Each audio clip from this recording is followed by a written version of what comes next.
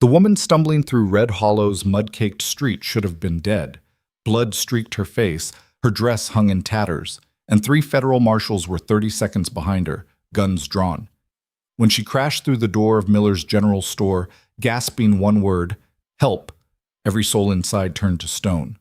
Because in a town where the law was corrupt and silence kept you breathing, helping the hunted meant becoming prey yourself.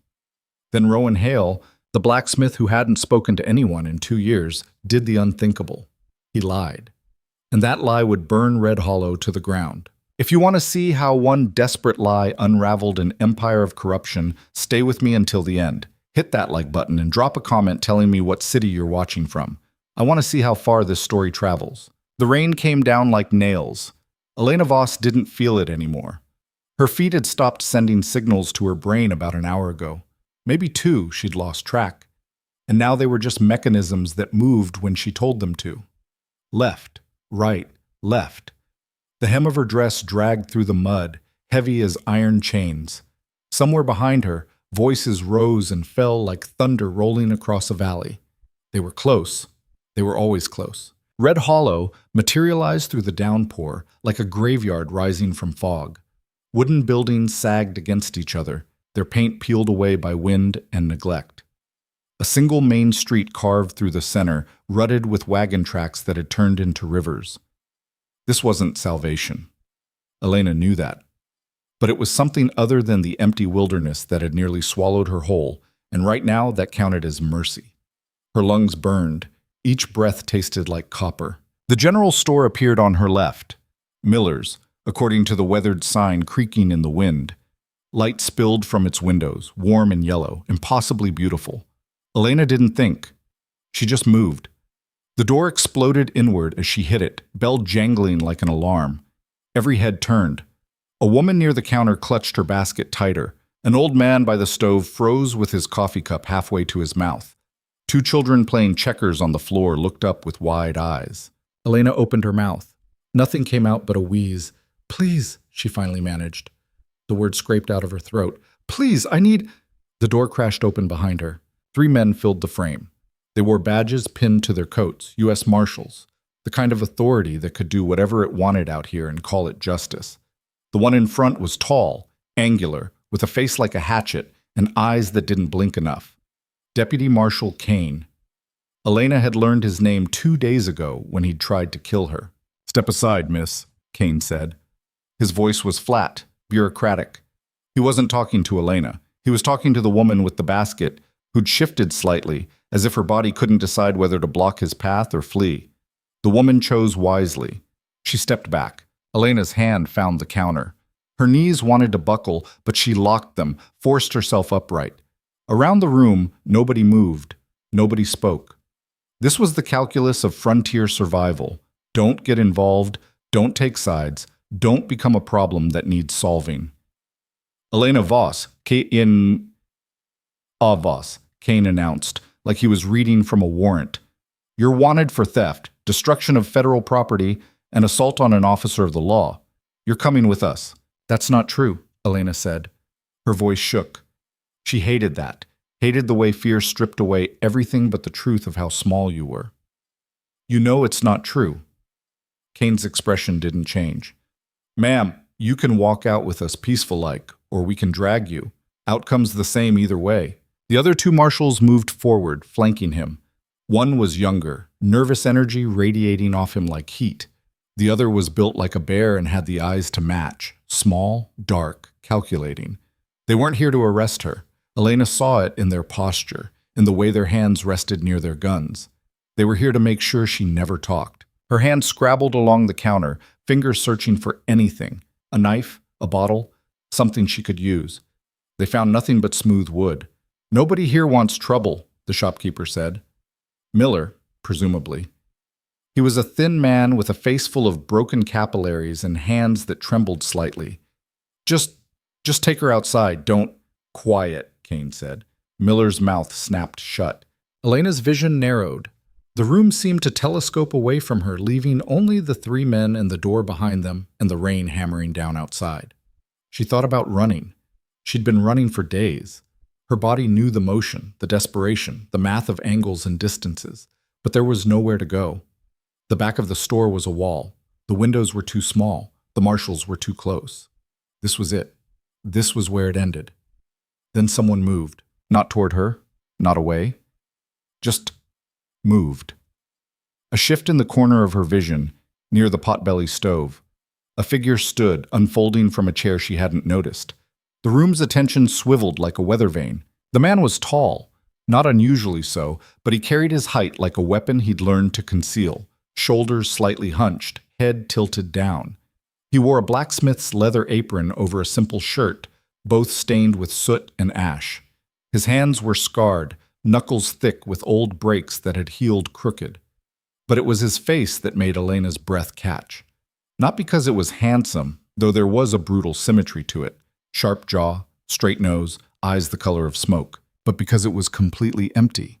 No fear, no curiosity, nothing. He crossed the room in 4 strides, stopped between Elena and the marshals. "She's with me," he said. His voice was low, rough from disuse. The words landed in the silence like stones in water. Kane's eyes narrowed. "Excuse me?" "My wife," the man said. He didn't look at Elena, didn't reach for her, just stood there, a wall of flesh and bone and inexplicable defiance. "Elena Hale, she's my wife." The room held its breath. Elena's mind spun. She'd never seen this man before in her life, had no idea who he was or why he was lying or what he possibly thought would happen next. But she was smart enough to know a lifeline when someone threw it, no matter how insane. "That's right," she heard herself say. Her voice came out stronger than she felt. "I'm his wife."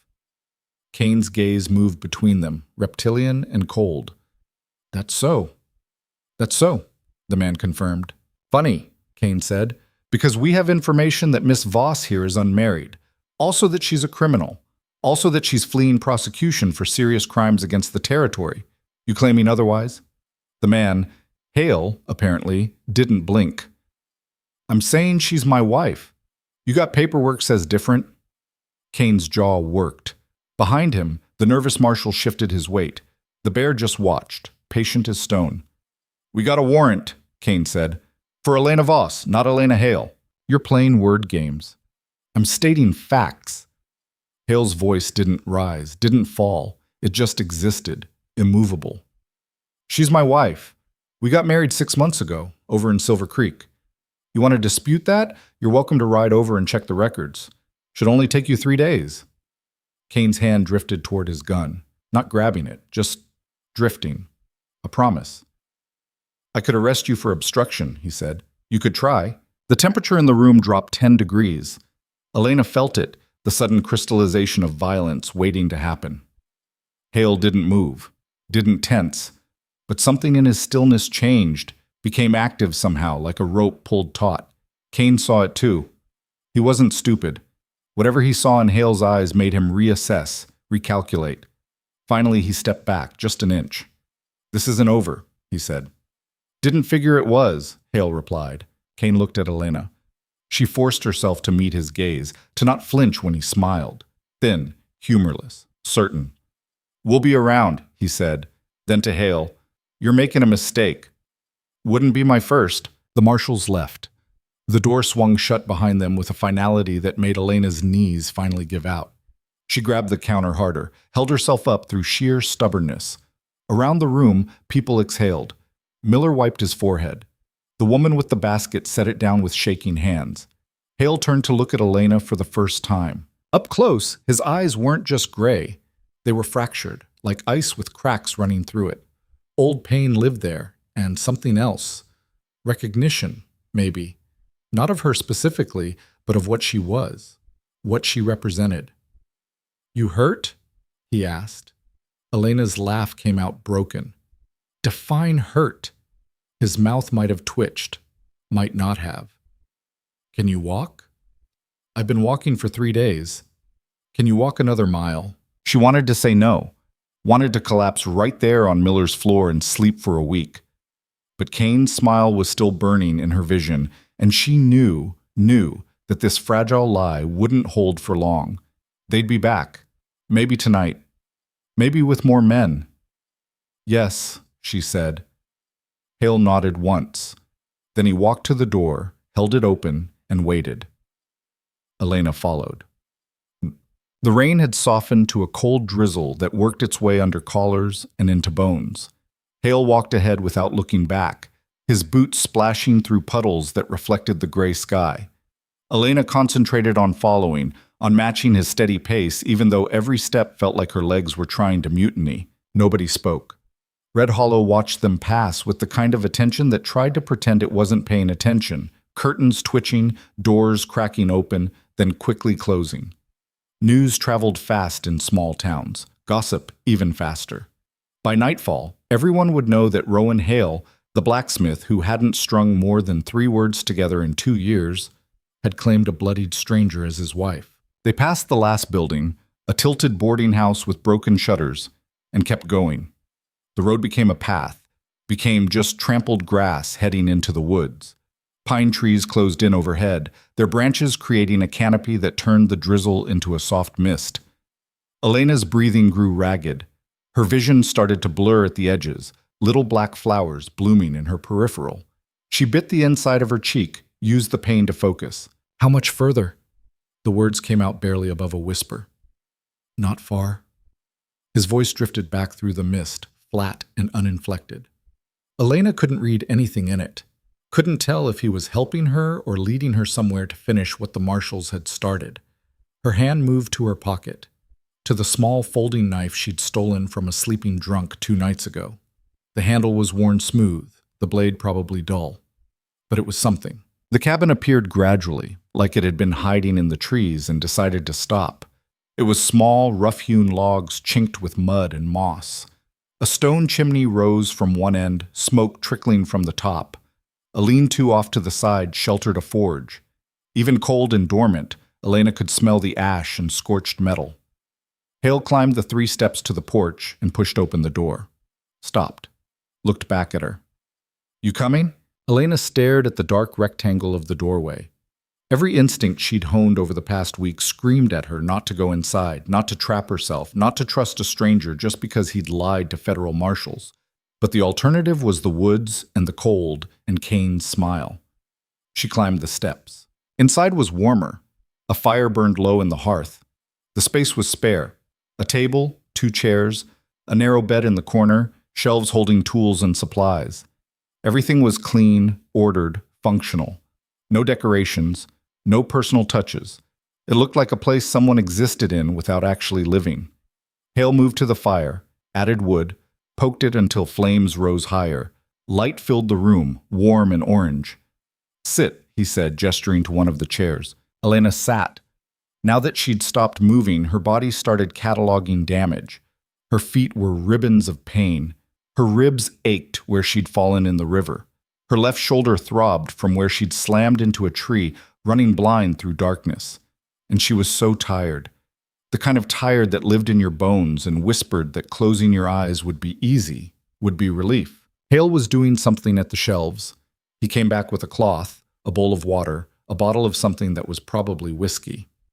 "You're bleeding," he said, nodding at her face. Elena touched her forehead, felt the crust of dried blood. She'd forgotten about that. Couldn't even remember which fall had caused it. "It's not bad," she said. "Didn't say it was.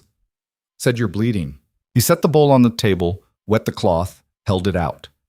When she didn't take it, he made a small gesture, not quite impatient, just practical. "You can clean it yourself or I can do it. Either way, it needs cleaning. Infection's a poor way to die after you've worked so hard not to." Elena took the cloth, pressed it to her forehead, winced. The water came away pink. Hale watched her for a moment, then seemed to make a decision. He pulled out the other chair, sat down across from her. Up close, she could see more details. The scar that ran through his left eyebrow, the permanent shadows under his eyes, the way his hands rested on the table with the stillness of someone who'd trained himself not to fidget. "You got a story?" he asked. Elena's laugh was bitter. "Everyone's got a story." "Fair, let me be more specific. You got a story that explains why 3 federal marshals want you dead?" She'd prepared for this. Had practiced the explanation during the long miles, refining it until it was simple and believable. But sitting here, looking at the stranger who'd risked everything for reasons she didn't understand, the practiced words felt wrong. Yes, she said finally, but I don't know why you'd believe it. Try me. So she did. She told him about her uncle, Thomas Voss, a wealthy man who'd made his fortune buying land cheap from desperate settlers. Told him how she'd worked as his secretary, managing his correspondence, filing his papers. How she'd slowly realized that cheap meant stolen, forged deeds, bribed officials, families driven off their homesteads by men with guns. I found records, she said. The words came faster now, like a dam breaking. Letters, ledgers, proof of everything, names, dates, amounts paid. I was going to take it to the territorial governor, to the federal marshal's office, to someone who could do something. But your uncle found out, Hale said. He found out, or I wasn't as careful as I thought. Doesn't matter which. One night, men came to my room. Not to arrest me, to kill me. I ran, took what I could, burned the rest so he couldn't have it back. The records? Elena's chest tightened. Gone. I had to choose between carrying evidence and staying alive. I chose wrong, I think. Hale was quiet for a moment, his gray eyes studying her face like he was reading a map. The marshals, he said. They're on his payroll. It wasn't a question. Elena nodded anyway. Kane for sure. Maybe all of them. I don't know how deep it goes, but deep enough that running to the law just meant running toward more killers with badges. So you ran here. I ran everywhere. Here's just where they caught up. Hale leaned back in his chair. It creaked under his weight. Outside, the wind picked up, rattling the shutters. That's a hell of a story, he said finally. I told you you wouldn't believe it. Didn't say that. Said it was hell of a story. He paused. I believe it. Elena blinked. Just like that? Just like that. Why? Hale's expression didn't change, but something flickered in those fractured eyes, something old and bitter. Because I've seen what men with power do when nobody's watching, he said quietly, and I've seen what happens to people who try to stop them. The weight in his voice made Elena shiver. This wasn't abstract sympathy. This was knowledge, earned through experience she suspected she didn't want to hear about. Why did you help me? She asked. In the store. You don't know me. You didn't owe me anything. Hale stood, moved to the window, looked out at the gray afternoon. No, he agreed. I didn't. He didn't elaborate. Elena waited, but the silence stretched and stretched until it became clear he wasn't planning to explain. She should push, should demand answers, but exhaustion was pulling at her like an undertow, and the chair was solid beneath her, and the fire was warm, and for the first time in days she wasn't running. Her eyes drifted closed. The bed, Hale's voice came from somewhere far away. You should sleep. Where will you? The question dissolved before she could finish it. She felt hands under her arms, lifting her, felt herself being guided across the room, felt something soft beneath her and a blanket pulled up to her chin. Then nothing. But when Elena woke, the light had changed. Late afternoon, judging by the angle slanting through the window. The fire still crackled. Her body still ached, but the sharp edges of pain had dulled to something manageable.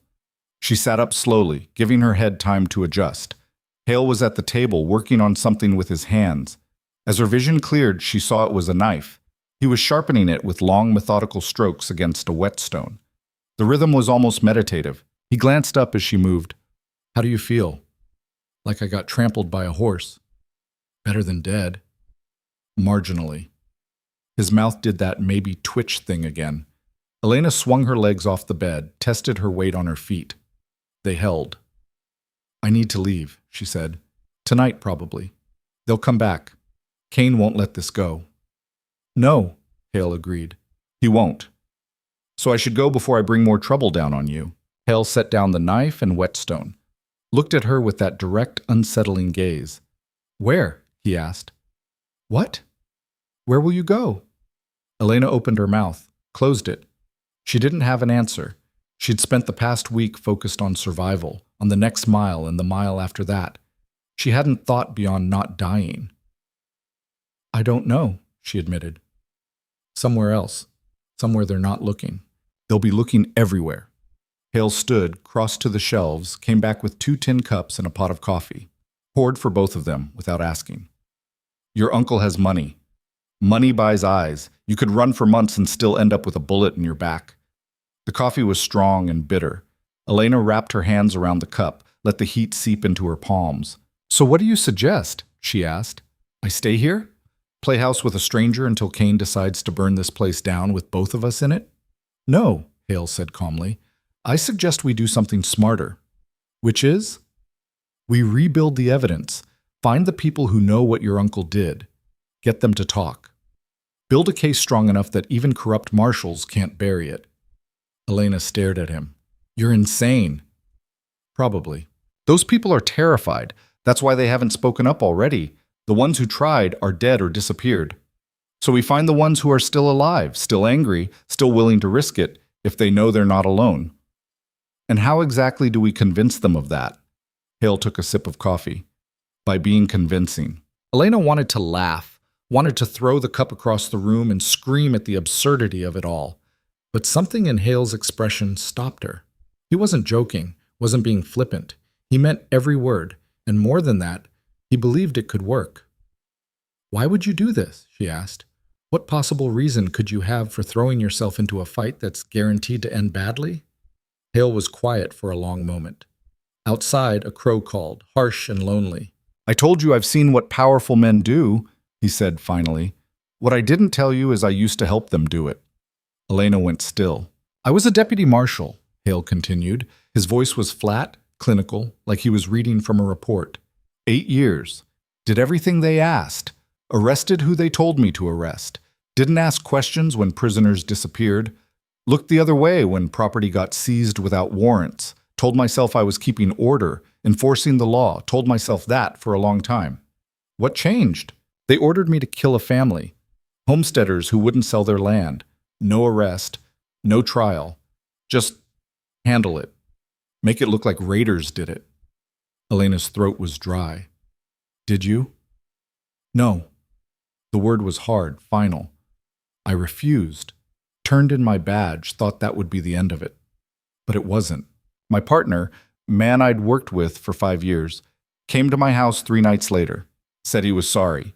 Then he tried to put a bullet in my head. Hale touched the scar through his eyebrow unconsciously. He was a poor shot when he was drunk. I was a better one sober. You killed him? Yes. No justification, no excuses, just simple fact. Elena searched his face for guilt, for regret, for anything.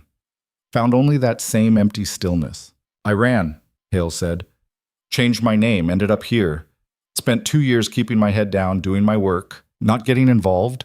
And then today I watched 3 marshals come for you, and I saw... He stopped, started again. I saw a chance to do something right, to help someone the system was trying to destroy. Maybe that's selfish. Maybe I'm trying to balance scales that can't be balanced. I don't know, but I'm offering anyway. The silence settled between them, heavy with truths that couldn't be taken back. If we do this, Elena said slowly, if we actually try this insane plan, we're not just fighting my uncle. We're fighting everyone he bought. Every official, every lawman, every person with something to lose if the truth comes out. Yes, we'll probably die. Probably. And you're okay with that? Hale met her eyes. For the first time since she'd met him, something almost like emotion flickered across his face. It wasn't quite hope, more like determination, the kind that came from having nothing left to lose. I've been halfway to dead for 2 years, he said quietly. Might as well make it count for something. Elena looked down at her coffee. Thought about running, thought about hiding, thought about spending the rest of her life, however short it might be, looking over her shoulder, waiting for the bullet she never saw coming. Then she thought about her uncle's face, about the families he'd destroyed, about the fact that all the evidence was gone, burned to ash in a desperate moment, except it wasn't really gone. It was scattered, hidden in memories and locked drawers and sealed ledgers, still findable if you were brave enough or stupid enough to look. Okay, she heard herself say. Okay, let's try. Hale nodded once like he'd expected nothing less. We start tomorrow, he said. Tonight, you rest, eat, get your strength back. And if Kane comes back, then we deal with it. He said it like it was simple, like 3 armed marshals were just another problem to solve, no different than a bent horseshoe or a broken axle. Elena didn't know whether to find that comforting or terrifying. There's stew, Hale said, nodding toward the pot hanging over the fire. It's not fancy, but it's hot. Help yourself. He picked up the knife and whetstone again, resumed the rhythmic sharpening. Elena stood, ladled stew into a bowl, forced herself to eat even though her stomach was still twisted in knots. It was venison, rich and gamey, with potatoes and carrots that had been cooked until they were soft. Good food. Simple food. The kind that reminded you that survival was built on small necessities. As she ate, Elena watched Hale work. His hands moved with practiced efficiency, the knife blade catching the firelight with each pass. She wondered what it was like, carrying the weight of a killing that was justified but still permanent. Wondered if you ever stopped seeing the moment, or if it just became part of the background noise of your life. Your name, she said suddenly. Hale, is that real or is it like mine? It's real. Rowan Hale was my grandfather. Figured if I was going to disappear, I'd do it into family. What was your name before? He looked up. Does it matter? Elena considered. No, I suppose it doesn't. Then let's leave it buried. Fair enough. They both had graves behind them, full of people they used to be. Night fell properly now, the windows turning black. Wind howled through the trees, making the cabin creak. Elena finished her stew, washed the bowl in the basin Hale indicated, then stood awkwardly in the middle of the room. The bed, Hale said without looking up. Take it. Where will you sleep? I don't sleep much these days. When I do, the chair's fine. I can't take your bed. You're injured and exhausted. I'm neither. Take the bed. It wasn't quite an order, but it was close. Elena was too tired to argue. She crawled back under the blanket, felt her body sink into the mattress with relief. Across the room, Hale continued sharpening his knife, the soft scrape of metal on stone oddly soothing. Hale? Elena's voice was slurred with approaching sleep. Yeah? Thank you. For today. For all of this. He was quiet for so long she thought he wasn't going to answer. Then, don't thank me yet. We haven't survived it. Elena's eyes closed. Outside, the wind screamed. Inside, the fire crackled and the knife scraped. And 2 people who had every reason to run were instead planning to fight. It was probably suicide, but at least it was honest suicide. At least they'd chosen it. Morning came cold and gray, the kind that made you question whether the sun still existed or if the world had decided to just stay dim forever. Elena woke to the smell of coffee and the sound of someone moving around the cabin with deliberate quietness, like they were trying not to disturb her but knew she'd wake anyway. Hale stood at the stove, frying something in a cast-iron pan. He'd already been outside. His coat hung by the door, dripping from the mist, and his boots were caked with fresh mud. You snore, he said without turning around. Elena sat up, rubbed her face. Good morning to you too. Wasn't a complaint, just an observation. She swung her legs out of bed, tested her feet. Still sore, but functional. Better than yesterday. Her whole body felt like it had been wrung out and hung to dry, but at least she could move without wanting to scream. Hale slid eggs onto 2 plates, brought them to the table along with bread that was hard enough to qualify as a weapon. Elena ate anyway. Hunger was hunger, and she'd learned over the past week that you didn't turn down food just because it wasn't soft. We need a plan, Hale said, cutting straight through any potential small talk. Your uncle's operation. How many people know about it? Elena chewed, thinking. Hard to say. He kept things compartmentalized, different people handling different pieces. But there were always homesteaders, families who got pushed out. Some of them would know something was wrong, even if they didn't understand the full picture. Names? A few. The Hendersons, they had a claim north of Silver Creek. Lost it last spring. Old man named Carlisle ran a trading post on the eastern road. He disappeared after he started asking questions about deed transfers. And there was a woman, Sarah Brennan, whose husband died in what they called an accident right after he refused to sell. Hale pulled out a stub of pencil and a scrap of paper, started writing. His handwriting was surprisingly neat, each letter carefully formed. Brennan still around? He asked. Last I heard, she was working at the boarding house in Red Hollow, cleaning rooms. That's a start. He tapped the pencil against the table, thinking. We'll need more than testimony, though. Your uncle covered his tracks with paperwork. We need to prove the paperwork was forged. The county clerk would have the original filings. The county clerk is probably bought. Elena grimaced. Probably, but there might be copies. The Territorial Land Office keeps duplicates of all major transfers. It's supposed to be a safeguard against fraud. Where's the land office? Cascade Falls, 3 days' ride. Hale nodded slowly. That's doable. But first we need to know what we're looking for. Specific parcels, dates, amounts. Otherwise we're searching blind. Which means we need to talk to the people who lost their land. Which means you need to be seen in town. The weight of that settled between them. Elena set down her fork, appetite suddenly gone. As your wife, she said. As my wife. They're going to talk. They're already talking. Let them. Talking keeps them occupied, keeps them from thinking too hard about why 3 marshals showed up looking for you. Elena pushed her eggs around the plate. This is insane. You know that, right? We're betting everything on the idea that scared people will suddenly decide to be brave. We're betting on the idea that scared people want justice more than they want safety. Hale's gray eyes were steady. Sometimes they do. Sometimes they don't. But we won't know until we ask. And if they say no, then we find another way. His certainty was almost offensive. Like the world was just a series of problems with solutions, and all you had to do was keep trying until you found the right one. Elena wanted to believe it. Wanted to think that determination and stubbornness could overcome corrupt marshals and stolen land, and a powerful man who'd literally sent killers after her. But she'd seen too much to believe in easy answers. We should start today, Hale said, standing and collecting the plates. The longer we wait, the more time Kane has to fortify his position. He already has the law on his side. How much more fortified can he get? He doesn't have the truth on his side, and he knows it. Hale washed the plates in the basin with efficient movements. Men like that, they're dangerous when they're confident, but they make mistakes when they're worried. And right now, he's worried. You were supposed to die in the wilderness. Instead, you showed up in town, alive, making claims. That's not what he planned for. Elena stood, moved to the window. Outside, the mist was burning off, revealing pines that stretched into a sky the color of old iron. Somewhere out there, Kane was planning. Her uncle was planning.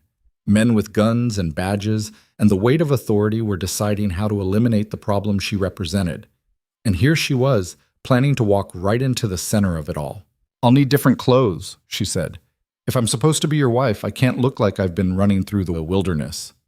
Hale nodded. There's a trunk in the corner. Should be something that fits. The trunk was old cedar, scarred with use. Inside, Elena found women's clothing, dresses, a skirt, a blouse with careful mending along the seams. She held up a dark blue dress, simple but well made. Whose were these? She asked. Hal had gone very still. When he spoke, his voice was careful, empty. My mother's. She died 4 years ago. Elena wanted to ask more, wanted to understand the shape of his life before he'd become the silent blacksmith in Red Hollow, but the set of his shoulders told her the door was closed, and she was smart enough not to push. I'll be careful with them, she said instead. They're just clothes.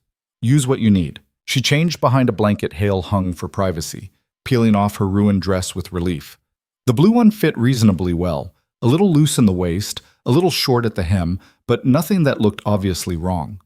There was a brush in the trunk too, and Elena used it to work through the tangles in her hair, pulling it back into something that resembled respectability. When she emerged, Hale had changed as well. Clean shirt, less soot on his face, his hair dampened and combed back. He still looked like a blacksmith, but a blacksmith who'd made an effort. Ready? He asked. No, Elena thought, not even close. Yes, she said. They walked into Red Hollow together, side by side, but not touching. The morning had that suspended quality where the town was awake but not yet busy. Shopkeepers sweeping stoops, a few early risers heading to the general store, smoke rising from chimneys in lazy spirals. People noticed them immediately. It was subtle, the way small-town surveillance always was. No one stared directly, but conversations paused mid-sentence. A woman hanging laundry went very still. two men outside the saloon stopped talking and watched them pass with the kind of attention that tried to look casual and failed completely. Elena kept her chin up, her expression neutral. Beside her, Hale walked with that same measured pace, unbothered by the scrutiny. Or at least, he looked unbothered. Elena was starting to suspect that Hale had perfected the art of looking unbothered about everything.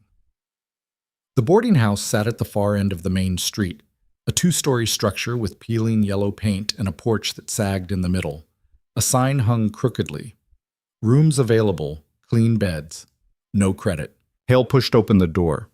Inside, the air smelled like lye soap and old wood. A narrow hallway stretched back toward a kitchen, and a steep staircase climbed to the second floor. Behind a small desk sat a woman who looked like she'd been carved from granite and disappointment. Square jaw, iron gray hair pulled into a bun so tight it had to hurt, eyes that had seen everything and been unimpressed by most of it. "Help you?"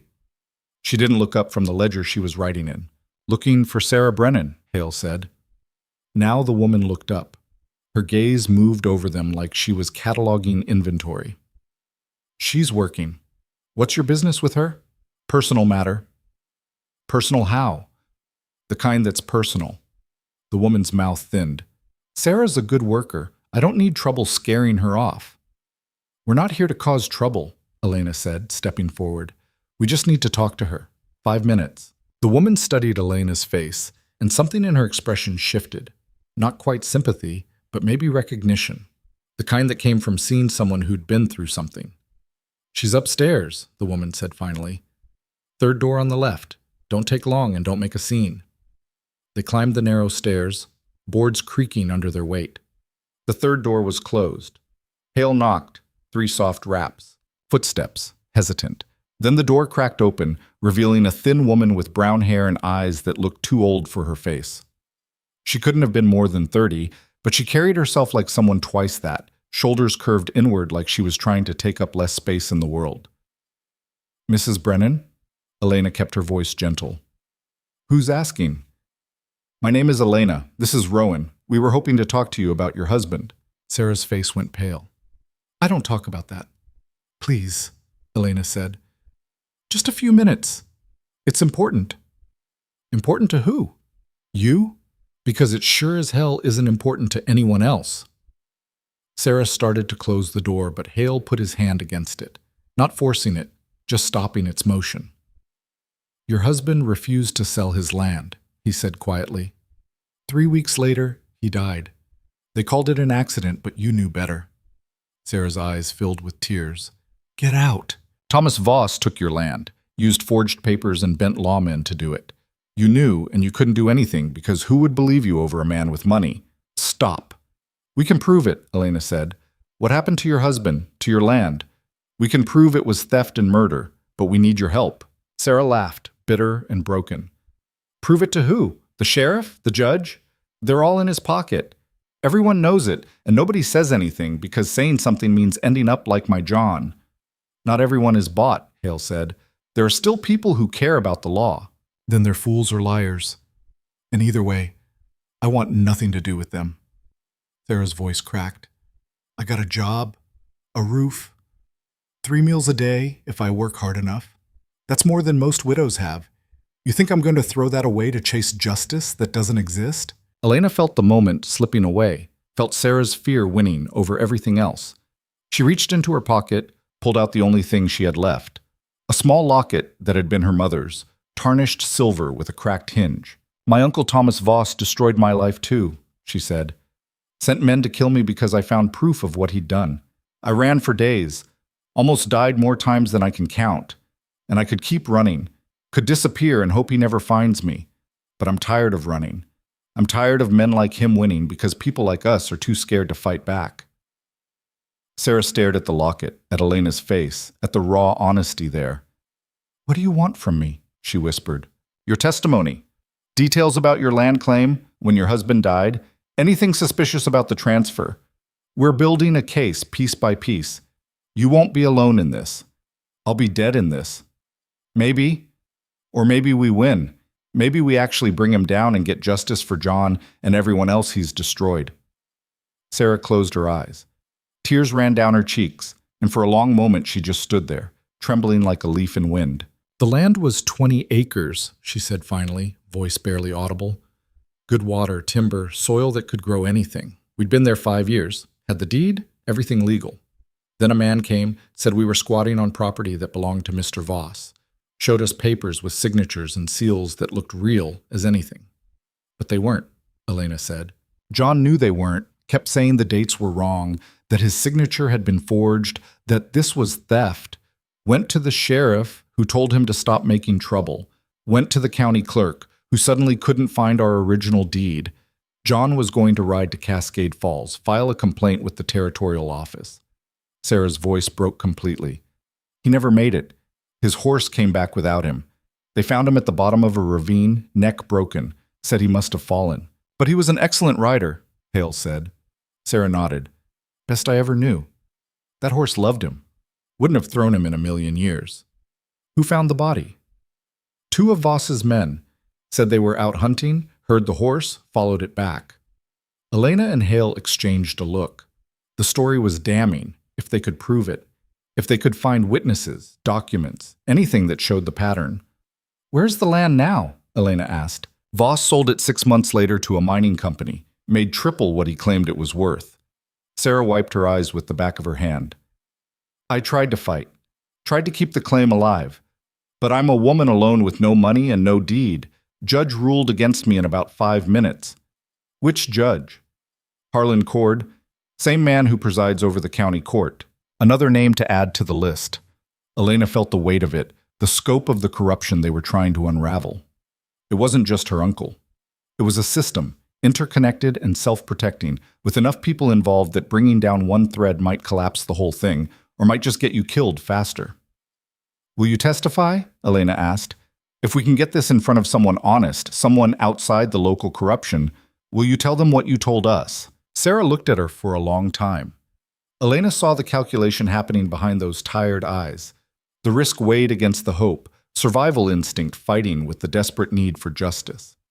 "Yes," Sarah whispered. "I'll testify. But you better make sure whoever hears it can actually do something, because once I start talking, I'm a dead woman either way." "We'll protect you," Hale said. Sarah's laugh was hollow. "Like you protected me from losing my husband? From losing my home?" Hale didn't flinch. "No. But we'll try. And trying is better than nothing." "Is it though?" Sarah asked, and the question hung in the air, unanswered and unanswerable. They left her there, standing in the doorway of a room that wasn't hers, in a life that had been stolen from her piece by piece. Elena felt sick, felt the weight of responsibility crushing down on her chest. They'd just asked a widow to risk everything on a maybe, on the slim chance that justice might actually exist somewhere in this broken system. Outside, the day had brightened slightly, though calling it bright was generous. More like the gray had upgraded to a slightly lighter gray. "That went well," Elena said, her voice flat. She said yes. She said yes because she's desperate and grieving, and we gave her hope where there probably isn't any. Hale started walking back toward the main street. "You want to stop? Want to tell her we changed our minds, and she should just accept that her husband was murdered and his killers will never face justice?" "No, Elena caught up with him. "I just don't want to get her killed for nothing. Then we make sure it's not for nothing. Simple, direct. Like morality was just a series of choices you made and stuck to. Consequences be damned." Elena envied that certainty even as she doubted it. They were halfway back when a voice called out, "Well now, the happy couple." Elena's blood went cold. She turned slowly. Kane stood in front of the saloon, arms crossed, that same thin smile on his hatchet face. The other 2 marshals flanked him, the nervous one and the bear. All 3 wore their badges like armor. "Marshal," Hale said. His voice was level, empty of inflection. "Mr. Hale. Mrs. Hale." Kane's eyes moved over Elena like he was stripping away skin to see what was underneath. "Funny thing, I sent a wire to Silver Creek last night asking about marriage records from 6 months back. You know what they told me?" Elena's heart hammered against her ribs. Hale didn't react, didn't tense, didn't give anything away. "What's that?" he asked. "They're still checking. Seems their records are a mess. Could take days to sort through." Kane's smile widened. "But in the meantime, I thought I should make sure you two lovebirds are settling in properly. Wouldn't want any misunderstandings." "No misunderstandings," Hale said. "Elena is my wife. We're just going about our business." "Your business." Kane looked around the street, at the people who were definitely not watching but absolutely listening. "What kind of business brings you to the boarding house at this hour?" "Visiting a friend." "Didn't know you had friends, Hale. You've been pretty antisocial these past couple years." "People change." "Do they?" Kane stepped forward, and the other marshals moved with him, a coordinated threat. "Or do they just pretend to change while they're hiding who they really are?" The air crystallized. Elena saw Hale's hand drift toward his belt, where no gun hung because he'd left it at the cabin. Saw Kane notice it too, saw his smile sharpen. "Something you want to say, Marshal?" Hale asked. "Just making conversation, just doing my job, which includes keeping an eye on suspicious characters who show up in town making claims that don't quite add up." "Elena is my wife. That's not a claim. It's a fact." "Then you won't mind if we verify it properly. Maybe have a judge ask you both some questions, make sure your stories match up." "What judge?" Elena heard herself ask. "Judge Cord? The one who's been ruling in my uncle's favor for years?" Kane's expression didn't change, but something flickered in his eyes, surprise, maybe, that she'd spoken up. "Your uncle. That's Thomas Voss, if I'm not mistaken. Respected businessman, pillar of the community. Thief and murderer." The words fell into the street like stones into water. Kane went very still. "Careful, Mrs. Hale," he said softly. "Slander is a serious accusation. So is murder." "Elena," Hale said quietly. A warning. But Elena was done being quiet, done running and hiding and letting fear make her small. "My uncle has been stealing land through forged deeds and bribed officials for years. When people resist, they die. Like John Brennan. Like the Hendersons' oldest son. Like dozens of others who got in his way." "Big accusations," Kane said. "You got proof?" "Working on it." "I bet you are." Kane looked at Hale. "You're letting your wife talk crazy, Hale. Might want to get that under control before she says something that causes real problems." "She can say whatever she wants. Even if it gets you both killed?" The threat wasn't even veiled anymore. It just hung there, naked and certain. "We're done here," Hale said. He took Elena's elbow, started to turn away. "One more thing," Kane called out. "That wire I sent? I also asked about a Rowan Hale working as a deputy marshal anywhere in the territory. Figured it was a long shot, but you never know. Records might turn up something interesting." Hale stopped, didn't turn around, didn't speak. Kane's voice followed them like smoke. "You two have a nice day now, and Mrs. Hale, welcome to Red Hollow. I'm sure you'll find it's a real friendly town, as long as you don't cause trouble." They walked away without responding, but Elena could feel Kane's eyes on her back like the muzzle of a gun. She kept her breathing steady, her pace measured, refused to give him the satisfaction of seeing her rattled. Only when they were back on the path to Hale's cabin, safely under the cover of pine trees, did she let herself shake. "He knows," she said. "About you. About us. Everything. He suspects. That's different from knowing. He'll find out. It's only a matter of time before some clerk wires back saying there's no marriage record, or they dig up your real name and connect it to the shooting." Hale nodded. "Probably." "So what do we do?" "We move faster. Sarah Brennan gave us what we needed to start building a case.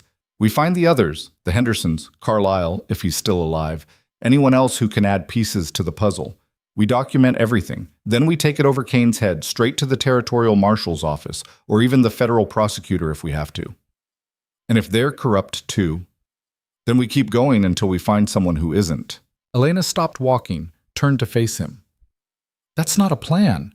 That's just stubborn optimism disguised as strategy. You got a better idea?" She didn't. That was the problem. Running hadn't worked. Hiding hadn't worked. The only option left was to fight, even if fighting meant walking straight into a trap with your eyes wide open. "I hate this," she said quietly. "Yeah," Hale agreed. "Me too." They stood there in the gray morning light, two people who'd been broken by the system they were trying to fix, holding on to hope that was threadbare and probably foolish. But it was hope, and sometimes that was enough to keep moving. "The Hendersons," Elena said. "They had a claim north of Silver Creek. If they're still in the area, that's where we start. It's a 2-day ride, we'd need supplies. And we'd be leaving town, which Kane will notice. Let him notice. We're married, remember? Married people take trips. Elena almost smiled. You're enjoying this. The lying part. I'm enjoying having a purpose that isn't just existing. That hit harder than she expected. Elena looked at him, really looked, and saw past the stillness to the man underneath. Someone who'd been in hiding for so long he'd forgotten what it felt like to stand in daylight, who'd traded one kind of death for another, slower kind, until a desperate woman had crashed into his life and reminded him that standing still was just another way of giving up. Okay, she said. We leave tomorrow, but tonight we prepare. Food, water, weapons, if you have them. I have them. Of course you do. They walked the rest of the way in silence, each lost in their own thoughts. When they reached the cabin, Hale went immediately to work, checking saddles, sharpening knives, laying out supplies with the methodical precision of someone who'd done this before. Elena helped where she could, feeling useless but trying anyway. As the afternoon faded into evening, as they worked side by side in the small space, Elena felt something shift. Not trust exactly. Trust took time, but maybe the beginning of it. The recognition that whatever happened next, they were in it together. Two broken people trying to fix a broken system, armed with nothing but testimony and stubbornness and a lie that was starting to feel more real than either of them had planned. Outside, darkness gathered. Somewhere in Red Hollow, Kane was planning. Her uncle was planning. The machinery of corruption was grinding into motion, preparing to crush them. But for now, in this moment, they had light and warmth and a plan that was probably suicide, but at least gave them direction. Elena looked at Hale across the room, met his gray eyes, and saw her own desperate determination reflected back. We're going to lose, she said. Not a question, just acknowledgement of probability. Probably, Hale agreed, but we're going anyway. Yeah, we are. And somehow in that moment, that was enough. They left before dawn, when the world was still caught between darkness and the reluctant promise of light. Hale saddled 2 horses while Elena packed the last of their supplies, dried meat, hardtack, a canteen filled from the well. Her hands moved automatically, muscle memory from a life that felt like it belonged to someone else. The ride north was quiet. Not the comfortable kind of quiet, but the watchful kind where every snap twig and bird call made Elena's shoulders tense. Hale rode slightly ahead, his posture relaxed, but his eyes constantly scanning the tree line. He had a rifle across his saddle and a revolver at his hip, both worn with the ease of someone who'd carried weapons so long they'd become extensions of his body. By midday, they'd left Red Hollow far behind, trading familiar pines for rolling hills covered in scrub brush, and wildflowers that hadn't gotten the message that autumn was coming. The sky stretched overhead, huge and indifferent, the kind of sky that made you feel small in a way that was either comforting or terrifying depending on your state of mind. Elena's state of mind was somewhere between the two. How much further? She asked, breaking the silence that had stretched for miles. Another day, maybe less if we push. Hale didn't look back. The Henderson place was near Willow Creek, assuming they're still there. And if they're not? Then we wasted 2 days and we start over. His practicality should have been reassuring. Instead, it just reminded Elena how fragile their plan was, how much depended on people they didn't know doing things they had no reason to do. They stopped to water the horses at a stream that cut through a small valley. Elena dismounted stiffly, her thighs already protesting the hours in the saddle. She'd ridden before, but not like this, not pushing hard over rough terrain with the knowledge that every mile might be bringing them closer to something they weren't ready for. Hale filled the canteens while the horses drank. Elena sat on a flat rock and tried to work, feeling back into her legs. You're thinking too loud, Hale said without looking at her. Didn't realize thinking had volume. Yours does. You get this look, like you're doing complicated math in your head and not liking the answer. Elena almost smiled. That's exactly what I'm doing. The math is, we're 2 people with no authority, no backup, and a list of witnesses who are probably too scared to talk, trying to bring down a man who owns half the territory and most of the people in it. When you put it that way, it sounds bad. It is bad. Hale finally looked at her. You want to turn back? Did she? Elena examined the question honestly, turned it over in her mind like a stone she was checking for cracks. Going back meant safety, or at least the illusion of it. Meant hiding at Hale's cabin, playing the role of dutiful wife, hoping Kane got bored or distracted or called away to some other crisis. But it also meant giving up. Meant John Brennan died for nothing. Meant her uncle won, and all the families he'd destroyed just became footnotes in a story nobody would tell. "No," she said. "I don't want to turn back." Hale nodded, like he'd expected that answer. "Good, because I wasn't turning back either way. Just wanted to know if I'd be dragging you." "You're an ass, you know that?" "Been told before." They remounted and rode on, and despite everything, the danger, the fear, the probability of failure, Elena felt something almost like peace settle over her. At least she was moving toward something instead of just running away. At least she'd chosen this, whatever this turned out to be. The sun was dropping toward the horizon when they spotted smoke rising in the distance. Hale reined in, studied it for a long moment. "Campfire or chimney?" Elena asked. "Chimney. Wrong color for a campfire, too steady." He pointed slightly west. "That direction, maybe 3 miles. Could be the Hendersons. Could be anyone. We approach careful." They angled toward the smoke, slowing their pace as the land began to show signs of habitation. A broken fence line, a rusted plow abandoned in tall grass. Wheel ruts from a wagon that had passed through recently enough to leave marks. The chimney smoke grew closer, and with it came the smell of cooking meat and the distant sound of a dog barking. The house appeared around a bend in the trail, small, rougher than Hale's cabin, with walls made of stacked stone and a roof that had been patched in so many places it looked like a quilt. A woman stood in the yard, hanging laundry on a line strung between 2 posts.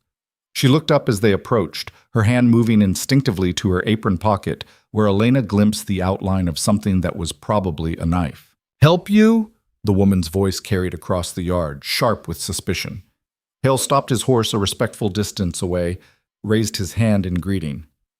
"Looking for the Henderson family. This their place?" "Who's asking?"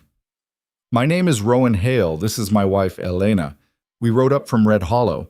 We're hoping to talk to you about some land trouble from last spring." The woman's face went hard.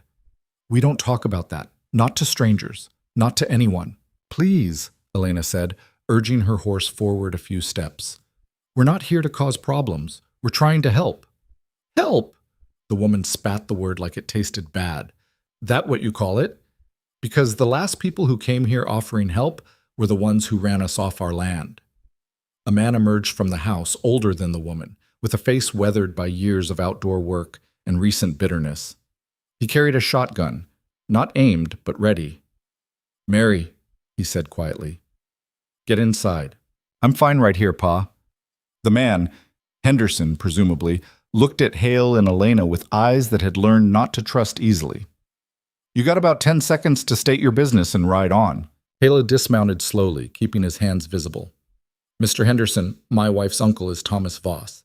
He's been using forged deeds to steal land across the territory.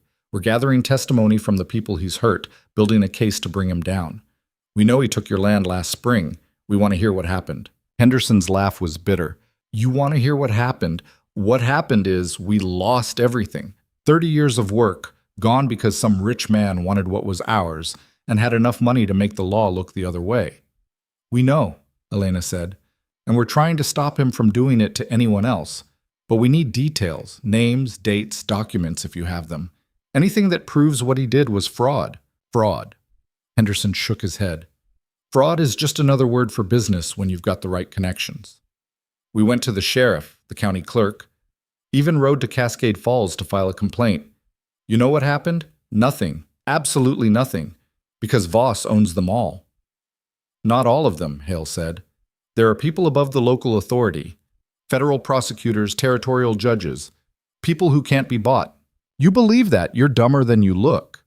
Henderson shifted his grip on the shotgun. "We gave them our testimony. Showed them the original deed, the survey marks, everything. They looked at it, nodded real serious, promised to investigate. Then Voss's lawyers showed up with their own papers, all official and sealed, and suddenly our deed was worthless and we were squatters on land that had never been ours." Mary stepped forward, her eyes fierce. They gave us 3 days to clear out, 3 days to pack up 30 years of our lives. When Pa tried to fight it, they threatened to arrest him for trespassing. Our own land, trespassing. What happened to the land after you left? Elena asked. Sold it to a cattle company out of Denver, Henderson said. Made 10 times what they claimed it was worth in their fraudulent filing. Funny how that works. Elena glanced at Hale. The pattern was the same. Take the land cheap through legal manipulation. Flip it for massive profit. Her uncle wasn't just stealing from families. He was running a sophisticated operation with multiple layers of corruption protecting it. Your son, Elena said carefully. Sarah Brennan mentioned he died around the same time. Henderson's face went gray. Mary made a small sound, quickly stifled. Jacob, Henderson said quietly. He was our oldest, 23, strong as an ox and twice as stubborn. His voice cracked. He wouldn't leave it alone. Kept saying we should fight, should make noise, should force someone to pay attention. He rode to Silver Creek to talk to a newspaper editor he knew, figured if we couldn't get justice, maybe we could get publicity. What happened to him? Hale asked, though his tone suggested he already knew. He never came back. They found his body 2 weeks later in a ravine off the main road. Horse was gone. His saddlebags were gone. Sheriff said it looked like robbery, wrong place, wrong time. Henderson's hands tightened on the shotgun. My son knew those roads better than anyone, and he carried a rifle. Whoever killed him, it wasn't some random robber. Was there an investigation? Elena asked. If you can call it that. Sheriff asked around, didn't find anything, closed the case, said these things happen on the frontier, tragic but not uncommon. Henderson's voice was hollow. We buried our boy and packed our things and moved here, to this piece of nothing that nobody wants to steal because it's not worth the effort. The silence that followed was heavy with grief that had nowhere to go, rage that had been forced to turn inward. Elena felt it pressing against her chest, making it hard to breathe. I'm sorry, she said, and meant it. I'm so sorry for what happened to your family. Sorry doesn't bring back my son, Henderson said flatly. Sorry doesn't get us our land back. Sorry is just noise people make when they can't do anything useful. You're right, Hale said. But testimony can do something. If enough people come forward, if we can document the pattern, prove it's not isolated incidents but systematic fraud, we can force the territorial government to act. We already testified, Mary said. Didn't do any good then. Why would it be different now? Because this time we're not going to the local authorities, Elena said. We're going over their heads, federal level, and we're going to have so many witnesses, so much documentation, that they can't ignore it or bury it. Henderson studied her face, searching for something. Hope, maybe. Or just sincerity. You Thomas Voss's niece? He asked. I was. I'm not anymore. Not after I found out what he was doing and he tried to have me killed for it. Those marshals in Red Hollow, Henderson said slowly, the ones people are talking about, they're looking for you. They're looking for a criminal named Elena Voss. I'm Elena Hale now. She gestured to Hale, his wife. Henderson's eyes narrowed. Awful convenient timing for a marriage. Convenient or not, it's what happened, Hale said. And right now the only thing that matters is whether you're willing to add your voice to the case we're building. Mary and her father exchanged a long look, the kind of wordless communication that came from years of shared hardship. Elena held her breath, watching the calculation happen. Fear versus anger, survival versus justice. If we do this, Mary said finally, if we testify again, what's to stop them from coming after us the way they came after Jacob? Nothing, Hale admitted. I won't lie to you. This is dangerous. Speaking up makes you a target, but staying silent just means they keep winning. Easy for you to say when you're not the one who's already lost everything. I lost plenty, Hale said quietly. Different circumstances, same corruption. That's why I'm here. Henderson lowered the shotgun finally, the barrel pointing at the ground. He looked old suddenly, worn down by grief and injustice and the exhausting work of just surviving. Come inside, he said. If we're going to do this fool thing, least we can do it over coffee. The interior of the house was cramped but clean, furnished with the kind of rough furniture people built themselves when they couldn't afford better. They sat around a table scarred with knife marks and water stains while Mary made coffee that was more chicory than bean, but hot and bitter and somehow perfect. Henderson pulled out a wooden box from under his bed, opened it carefully. Inside were papers, the original land deed, survey documents, letters from the county office, receipts for improvements they'd made to the property. He spread them across the table like evidence at a trial. "This is everything we have," he said. "Kept it even after we lost. Figured someday someone might care enough to look." Elena examined the documents, her secretarial training kicking in. The original deed was solid, proper seals, clear language, filed with the county 6 months before Voss's claim appeared. The survey markers matched the legal description exactly, but then there was Voss's filing, dated earlier somehow, with signatures that looked official but probably weren't if you had an expert examine them. "This is good," she said. "This shows the fraud clearly. If we get a handwriting expert to look at the signatures, prove they were forged." "If," Mary interrupted, "that's the word that keeps coming up. If we can find an honest expert, if we can get the evidence heard, if they don't kill us first." "I know," Elena said. "I know it's a lot of ifs, but the alternative is nothing, is letting them win." Henderson sipped his coffee, staring at the papers like they were a map to something he'd lost and couldn't find his way back to. "I'll testify," he said finally. "Not because I think it'll work, but because my boy died fighting this, and I won't dishonor him by staying quiet." He looked at Hale. "But if this goes wrong, if they come for my family again, I'll hold you responsible." "Fair enough," Hale said. They spent the next hour documenting everything Henderson could remember: dates, names of officials involved, the timeline of how quickly the land transfer happened after Jacob's death. Elena wrote it all down on paper she'd brought, her handwriting cramped but legible, making sure to note every detail that might matter later. As the afternoon faded, they prepared to leave. Henderson walked them out to their horses, his shotgun left inside now, his posture slightly less defensive than when they'd arrived. "There's others," he said quietly. "People Voss hurt. The Carlisle family. The father disappeared, but his daughter Anne is working at a ranch about 20 miles east of here. And there was a preacher, Reverend Michaels, who lost his church when Voss claimed the land it was built on. Last I heard, he was in Cascade Falls trying to raise money to rebuild." Elena committed the names to memory. More witnesses, more pieces of the puzzle. The case was starting to take shape, rough and incomplete but real. "Thank you," she said, "for trusting us. I know it wasn't easy." Henderson shrugged. "Wasn't about trust. Was about whether I could live with myself if I didn't try." He looked at Mary, who'd come to stand beside him.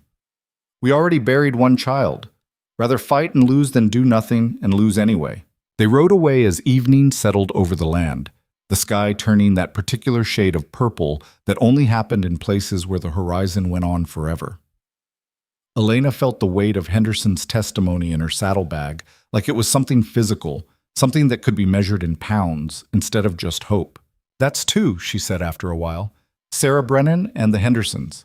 If we can find Anne Carlisle and Reverend Michaels, maybe a few others, we'll have enough to make a real case." "Maybe," Hale agreed, "assuming we live long enough to present it." "You're a real optimist, you know that?" "Just practical." They made camp that night in a hollow surrounded by cottonwoods, building a small fire that Hale kept low to avoid drawing attention.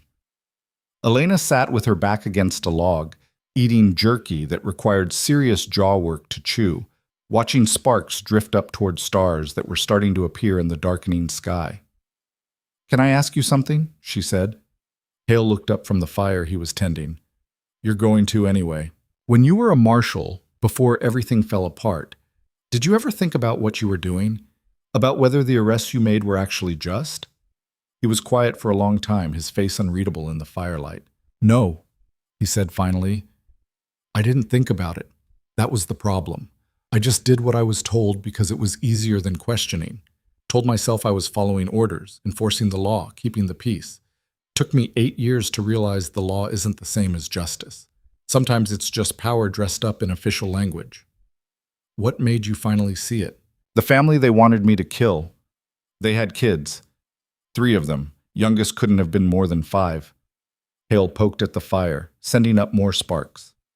"I looked at those kids and thought about my mother, how she'd raised me alone after my father died, how we'd struggled, how any mistake, any stroke of bad luck could have put us on the wrong side of the law just trying to survive." "So you refused?" So I refused. And then I learned what happens when you refuse orders from people who don't like being told no. He touched the scar through his eyebrow again, that unconscious gesture. My partner, the man who tried to kill me. We'd been friends, drank together, played cards, talked about our futures. He pulled the trigger without hesitating because that's what loyalty meant to him. Loyalty to the system, not to people. Elena absorbed that, the casual horror of it. Do you ever regret it, walking away? I regret waiting so long. Regret all the things I did before I finally grew a conscience. Hale looked at her across the fire. But I don't regret refusing. Some lines, once you cross them, you can't come back. Killing those kids would have been one. They fell into silence after that, each lost in their own thoughts. Elena lay down eventually, using her saddle as a pillow, staring up at the vast sprawl of stars. Somewhere out there, Kane was probably searching for her. Her uncle was probably planning. The machinery of corruption was grinding on, unconcerned with the two people trying to throw a wrench into it. But here, in this moment, under these stars, Elena felt something she hadn't felt in weeks. Not peace, exactly. More like purpose. Like her life was pointing towards something specific instead of just away from danger. She fell asleep to the sound of crickets and the crack of burning wood, and for once her dreams weren't filled with running. The next morning brought trouble. They'd broken camp early, were saddling the horses when Hale went still, his hand frozen on the cinch strap. Elena followed his gaze and felt her stomach drop. 3 riders on the ridge to the south, silhouetted against the rising sun. Too far to make out details, but close enough to be a problem. Could be anyone, Elena said quietly. Could be, Hale agreed. Won't be, though. He was right. As the riders descended the ridge, angling toward them, Elena recognized the shapes, the way they sat their horses. The nervous marshal, the bear. And in front, riding with the confidence of someone who knew he had the upper hand, Kane. Mount up, Hale said. Slow. Don't give them an excuse. Elena climbed into her saddle, her heart hammering.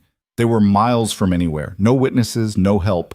Just open country and 3 armed men who didn't need legal justification to do whatever they wanted. Kane reined in about 20 feet away, that same thin smile on his face. This close, Elena could see the calculation in his eyes, the cold assessment of prey. Mr. and Mrs. Hale, he said pleasantly. Fancy meeting you out here, long way from home. Taking a ride? Hale said. His voice was flat, empty. Not illegal last I checked. Course not. Free country, more or less. Kane's gaze moved to Elena. Though I got to say it's interesting timing. My wire came back from Silver Creek last night. Elena's blood went cold. No marriage record, Kane continued. Clerk checked twice. No Rowan Hale, no Elena Voss, no ceremony 6 months ago or any time in the past year. His smile widened. So either their records are wrong, or you two have been lying to federal officers. Which is it? Records get lost, Hale said. That they do. Convenient, isn't it? Records get lost, people get confused, and liars get to keep lying. Kane shifted in his saddle. But here's what's not confusing. You're harboring a fugitive. She's wanted for serious crimes. And you just admitted, in front of witnesses, that you're not actually married, which means you got no legal standing to protect her. The other 2 marshals spread out slightly, creating a loose triangle around them. The nervous one looked uncomfortable but determined. The bear just looked patient. What do you want, Kane? Hale asked. What I wanted from the start. The woman. She comes with us peacefully. You get to ride away. Maybe we forget about the obstruction charge. Maybe we don't, but at least you're breathing. And if I say no, then we take her anyway, and you don't ride away at all. The math was simple and brutal. 3 armed marshals versus 1 blacksmith and a woman who could barely shoot. The outcome wasn't in question. Elena's hand moved to the small revolver Hale had insisted she carry. It felt heavy, foreign, like something that belonged in someone else's story. Don't, Hale said quietly, without looking at her. Then to Kane. She's not going with you. Not your choice to make. It's exactly my choice. You want her? You go through me. Kane sighed like this was all very tedious. Hale, I don't know what happened to make you think playing hero was a good idea, but it's not. This woman is a criminal. She burned evidence, fled prosecution, assaulted an officer. Best case, she gets a trial. Worst case, he shrugged. Frontier justice has a way of working itself out. Frontier justice, Elena said, her voice shaking with anger instead of fear now. Is that what you call murder? Because we both know I'm not making it to any trial. Big accusations coming from someone with no proof. I'm working on the proof. And when I get it, everyone will know what my uncle did, what you helped him do. Kane's expression didn't change, but something flickered in his eyes. Not fear exactly. More like irritation that she was being difficult. Last chance, he said to Hale. Step aside, let us do our job. Walk away from this while you still can. Hale's hand drifted toward his revolver. The motion was slow, deliberate, a promise of what would happen next if things went wrong. No, he said simply. The moment crystallized. Elena saw it happen, saw the shift from negotiation to violence, saw Kane's hand move, saw the bear reach for his gun. Time seemed to slow and speed up simultaneously, every detail sharp and terrible. Then a voice called out from behind them. I wouldn't. Everyone froze. Elena turned in her saddle and saw Henderson standing at the edge of the cottonwood grove, his shotgun raised and aimed directly at Kane. Beside him, Mary held a rifle with the easy competence of someone who'd grown up hunting. This is federal business, Kane said, his voice tight now. Don't get involved. Already involved, Henderson said. These are my friends. You want them? You go through us too. And there's more of us than there are of you, so maybe you should reconsider. It was a bluff. There was no one else hiding in the trees, but Kane didn't know that. His gaze flicked between Hale and the Hendersons, calculating odds that had suddenly shifted. This isn't over, he said finally. Never thought it was, Hale replied. Kane wheeled his horse around, jerked his head at the other marshals. They retreated back up the ridge, but slowly, making it clear they were choosing to leave rather than being forced. Only when they disappeared over the crest did Elena let out the breath she'd been holding. Her hands were shaking so badly she had to grip the saddle horn to keep them steady. Henderson lowered his shotgun, walked over. Saw them ride past our place at dawn. Figured they were tracking you. Figured you might need help. Thank you, Elena managed. You didn't have to... Yeah, I did, Henderson interrupted. Like I said, my boy died fighting these bastards. Least I can do is make sure his death counted for something. He looked at Hale. You two need to move faster. Kane knows you're gathering witnesses now. He'll try to stop you. I know, Hale said. We're going to find Ann Carlisle, then head to Cascade Falls. With enough testimony, we can force the territorial office to act. Then go. And watch your back. Kane's not done, and next time we might not be close enough to help. They rode east at a pace just short of a run, putting miles between themselves and the confrontation. Elena's mind raced, replaying the moment, the terrible certainty that they were about to die followed by Henderson's impossible intervention. We're running out of time, she said. We were always running out of time, Hale replied. But now Kane knows we're serious. That'll make him reckless. Reckless men make mistakes, or they kill everyone in their way and sort out the consequences later. That too. They rode on through the afternoon, through country that grew rougher and more isolated with each mile. And somewhere behind them, Elena knew Kane was riding too, getting closer, getting angrier. The storm was coming. The only question was whether they'd be ready when it hit. They found Ann Carlisle 3 days later, after pushing the horses harder than was probably wise and sleeping in shifts with one eye always open. The ranch where she worked sat in a valley between two ridges, a sprawling operation with cattle dotting the hillsides and a main house built from logs that had been hauled from miles away. A foreman met them at the gate, a weathered man with suspicious eyes and a rifle resting casually across his saddle. Private property, he said. State your business. Looking for Ann Carlisle, Hale said. We're friends of her father. The foreman's expression hardened. Her father's dead. Been dead near 2 years. We know, Elena said carefully. That's why we're here. We need to talk to her about what happened.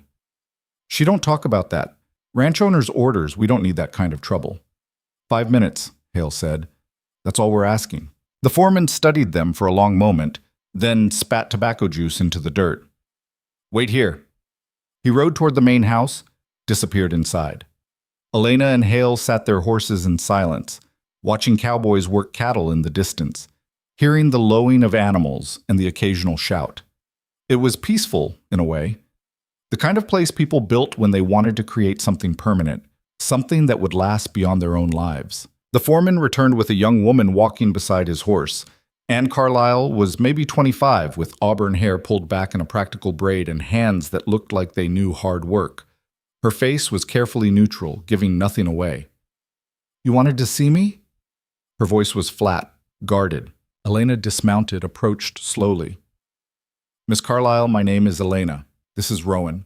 We're gathering testimony about land fraud committed by Thomas Voss. We know he was involved in your father's disappearance." Anne's jaw tightened. "I don't know anything about that. Your father owned a trading post on the Eastern Road.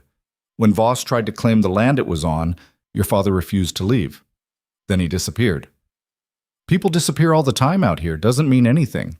But her voice cracked on the last word, betraying her. Elena saw the grief there, barely contained, and something else. Fear that had calcified into a kind of protective numbness. "I know you're scared," Elena said gently. "I know speaking up feels like painting a target on your back. But we're building a case. We have other witnesses. If enough people come forward, then what?" Anne interrupted. "Then Voss goes to trial, gets a slap on the wrist? Meanwhile, everyone who testified ends up dead or disappeared or wishing they were." She shook her head. "I got a job here. I got food and a roof. That's more than my father had at the end. I'm not throwing it away for revenge that won't bring him back." "It's not about revenge," Hale said. "It's about stopping him from doing it to someone else. That's not my problem." "It is, though," Elena said, "because every person who stays silent makes it easier for men like my uncle to keep destroying lives. Your silence protects him." Anne's eyes flashed. "Don't you dare put that on me. I was 19 when my father disappeared, 19 and alone and terrified. The sheriff told me to my face that I was imagining things, that my father probably just left because running a trading post was too much work, like he'd abandoned his own daughter." Her voice rose. "I tried to fight, tried to make noise. You know what happened? Someone burned down what was left of the trading post. Left a note saying I'd be next if I didn't shut up. So, yeah, I shut up. I found work and kept my head down and survived. That's not cowardice, that's staying alive." The words hung in the air, raw and honest. Elena felt them land like blows, felt the truth of them. Anne wasn't wrong. Survival meant different things for different people, and judging someone else's choices when you hadn't lived their fear was cheap and easy. "You're right," Elena said quietly. "I'm sorry. I had no right to judge what you did or didn't do." Anne blinked, clearly not expecting that response. "But I'm still asking," Elena continued, "not because you owe anyone anything, but because maybe this time is different. Maybe this time we actually have a shot at making something stick." "Why would this time be different?" "Because we're not going to the local authorities. We're taking it federal, and we're documenting everything. Forged deeds, suspicious deaths, patterns of intimidation. Your father's disappearance fits into that pattern. Your testimony could help prove it wasn't random, that it was systematic." Anne looked away, toward the mountains rising in the distance. Her shoulders were tight, her hands clenched into fists. "My father kept records," she said finally. "Ledgers showing who bought what, when. He documented every interaction with Voss's people, every threat, every suspicious visitor. He knew something was wrong, and he wanted proof." She paused. "I have them. Saved them when I fled. Kept them hidden all this time, thinking maybe someday they'd matter." Elena's heart jumped. "That's exactly what we need. Physical evidence, contemporary documentation. I'll give them to you," Anne interrupted. "But I'm not testifying. I'll provide the records. Let them speak for themselves. But I won't stand up in front of people and paint a target on my back."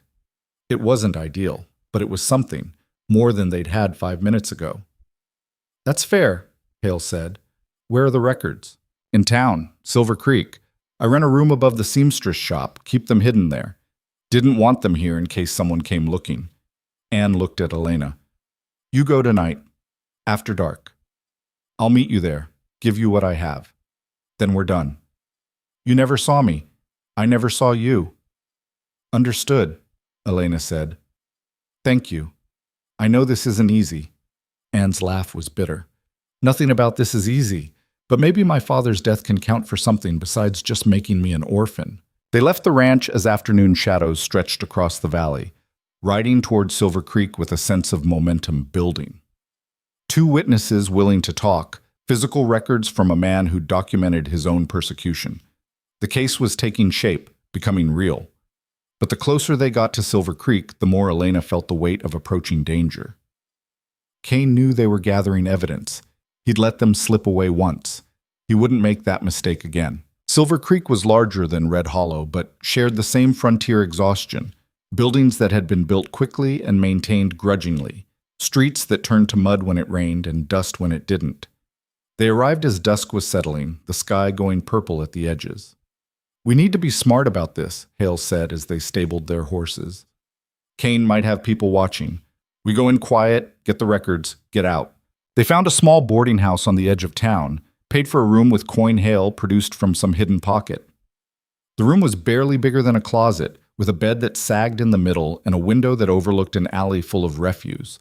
But it was shelter, and more importantly, it was anonymous. As full dark settled, they made their way through back streets toward the seamstress shop. The town was quiet, most people inside having dinner or drinks. A few late shoppers hurried past, collars turned up against the evening chill. Nobody paid them attention. The seamstress shop was closed, windows dark.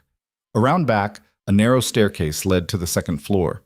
Hale climbed first, testing each step for creaks, his hand on his revolver. Elena followed, her heart hammering so loud she was sure someone would hear it. Anne was waiting at the top, a small bundle wrapped in oilcloth tucked under her arm. She looked pale, jumpy, her eyes darting to every shadow. "This is everything," she whispered, thrusting the bundle at Elena. "Sales records, correspondence, dates and times of threats. My father was meticulous. If there's a pattern, it'll be in there." Elena took the bundle, feeling its weight. "Thank you. This could change everything, or get us all killed. Either way, I'm done. Don't come back, don't write. I never knew you." Anne turned to go, then stopped. "My father used to say the law was supposed to protect the weak from the strong, but out here the law just is the strong. I hope you prove him wrong." She disappeared down the stairs before Elena could respond, her footsteps fading into the night. Hale examined the bundle, checking the wrapping. "We should move.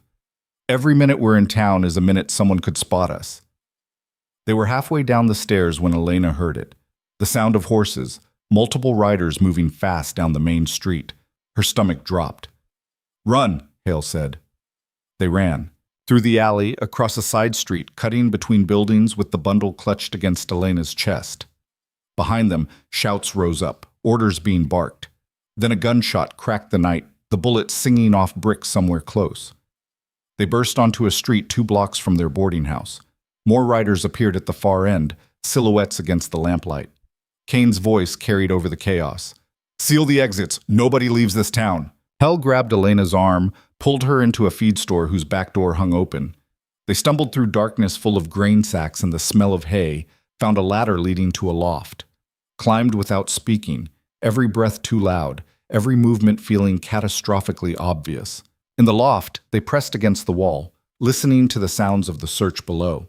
Boots on wooden boardwalks, men shouting to each other. More gunshots, though whether they were shooting at targets or just intimidation wasn't clear. "They knew," Elena whispered. "Someone told them we'd be here. Or they've been watching Anne, waiting for her to lead them to evidence."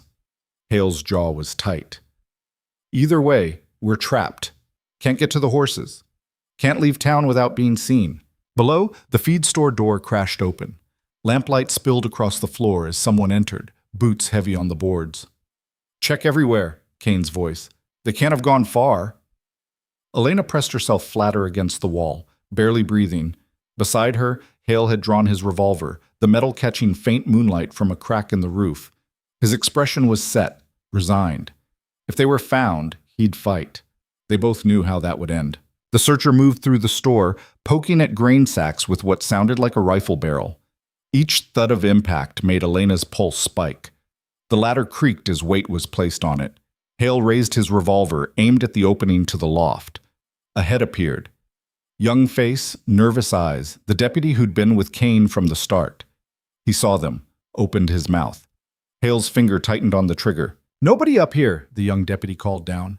His eyes locked with Hale's, wide and terrified and pleading. Footsteps below, Kane's voice irritated. "You sure?" "Just hay and old furniture. They're not here." A pause that stretched for eternity. Then Kane swore, ordered his men out. The door slammed shut. The lamplight faded. The young deputy looked at them one more time, something complicated crossing his face. Fear, guilt, maybe the last shred of conscience he had left. Then he descended the ladder and was gone. Elena released her breath in a shuddering gasp. Why didn't he go? Don't know. Don't care. Hale lowered his gun but didn't holster it.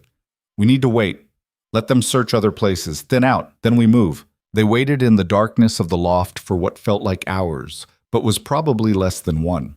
The sounds of the search gradually faded, moving toward the other end of town. When silence had held for a solid 20 minutes, Hale finally moved. Now, quick and quiet.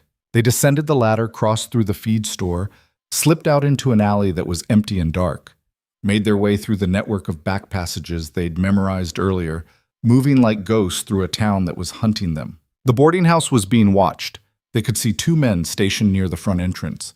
Their horses were unreachable, probably already confiscated. They were on foot in hostile territory with evidence that could bring down a corrupt empire and nowhere safe to hide. "The church," Hale whispered, nodding toward a steeple visible against the stars. "It'll be empty this time of night. We can hide until morning, figure out our next move." The church was small, more of a chapel, really, with rough-hewn pews and an altar that had seen better days.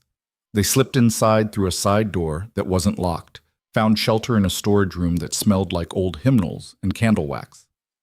Elena sank to the floor, her legs finally giving out. The bundle of records was still clutched against her chest, miraculously intact. She unwrapped it carefully, revealing leather-bound ledgers and bundles of letters tied with string. "Look at this," she whispered, holding up a page to the faint moonlight coming through a high window. Carlyle documented every interaction, names, dates, amounts offered for his land. And here, a letter from someone in Voss's organization threatening him directly if he didn't sell. Hale examined the documents, his expression hardening. "This is solid evidence, proof of coercion, intimidation, combined with the testimony we already have." The church door crashed open. They froze. Footsteps echoed through the main chapel, multiple people spreading out. "I know you're in here," Kane called out. His voice bounced off the walls, coming from everywhere and nowhere. "The Reverend was kind enough to mention this place has good hiding spots. Guess he was more helpful dead than alive." Elena's blood went cold. Reverend Michaels, the one Henderson had mentioned. Another witness, probably dead now because they'd been asking questions. "Here's how this plays out," Kane continued. "You come out peaceful, hand over whatever evidence you took from the Carlyle girl, and maybe you only get arrested instead of shot trying to escape. Or you make this difficult and we burn this church down with you in it. Either way, I get what I want." Hale looked at Elena in the darkness, whispered so low she almost couldn't hear. "The back. There's always a back way out of churches, for the Reverend to escape in emergencies." They moved as quietly as they could, feeling along the walls of the storage room. Elena's hand found a seam, a door so narrow and plain it was almost invisible. She pulled. It opened onto a cramped passage that led to the rear of the building.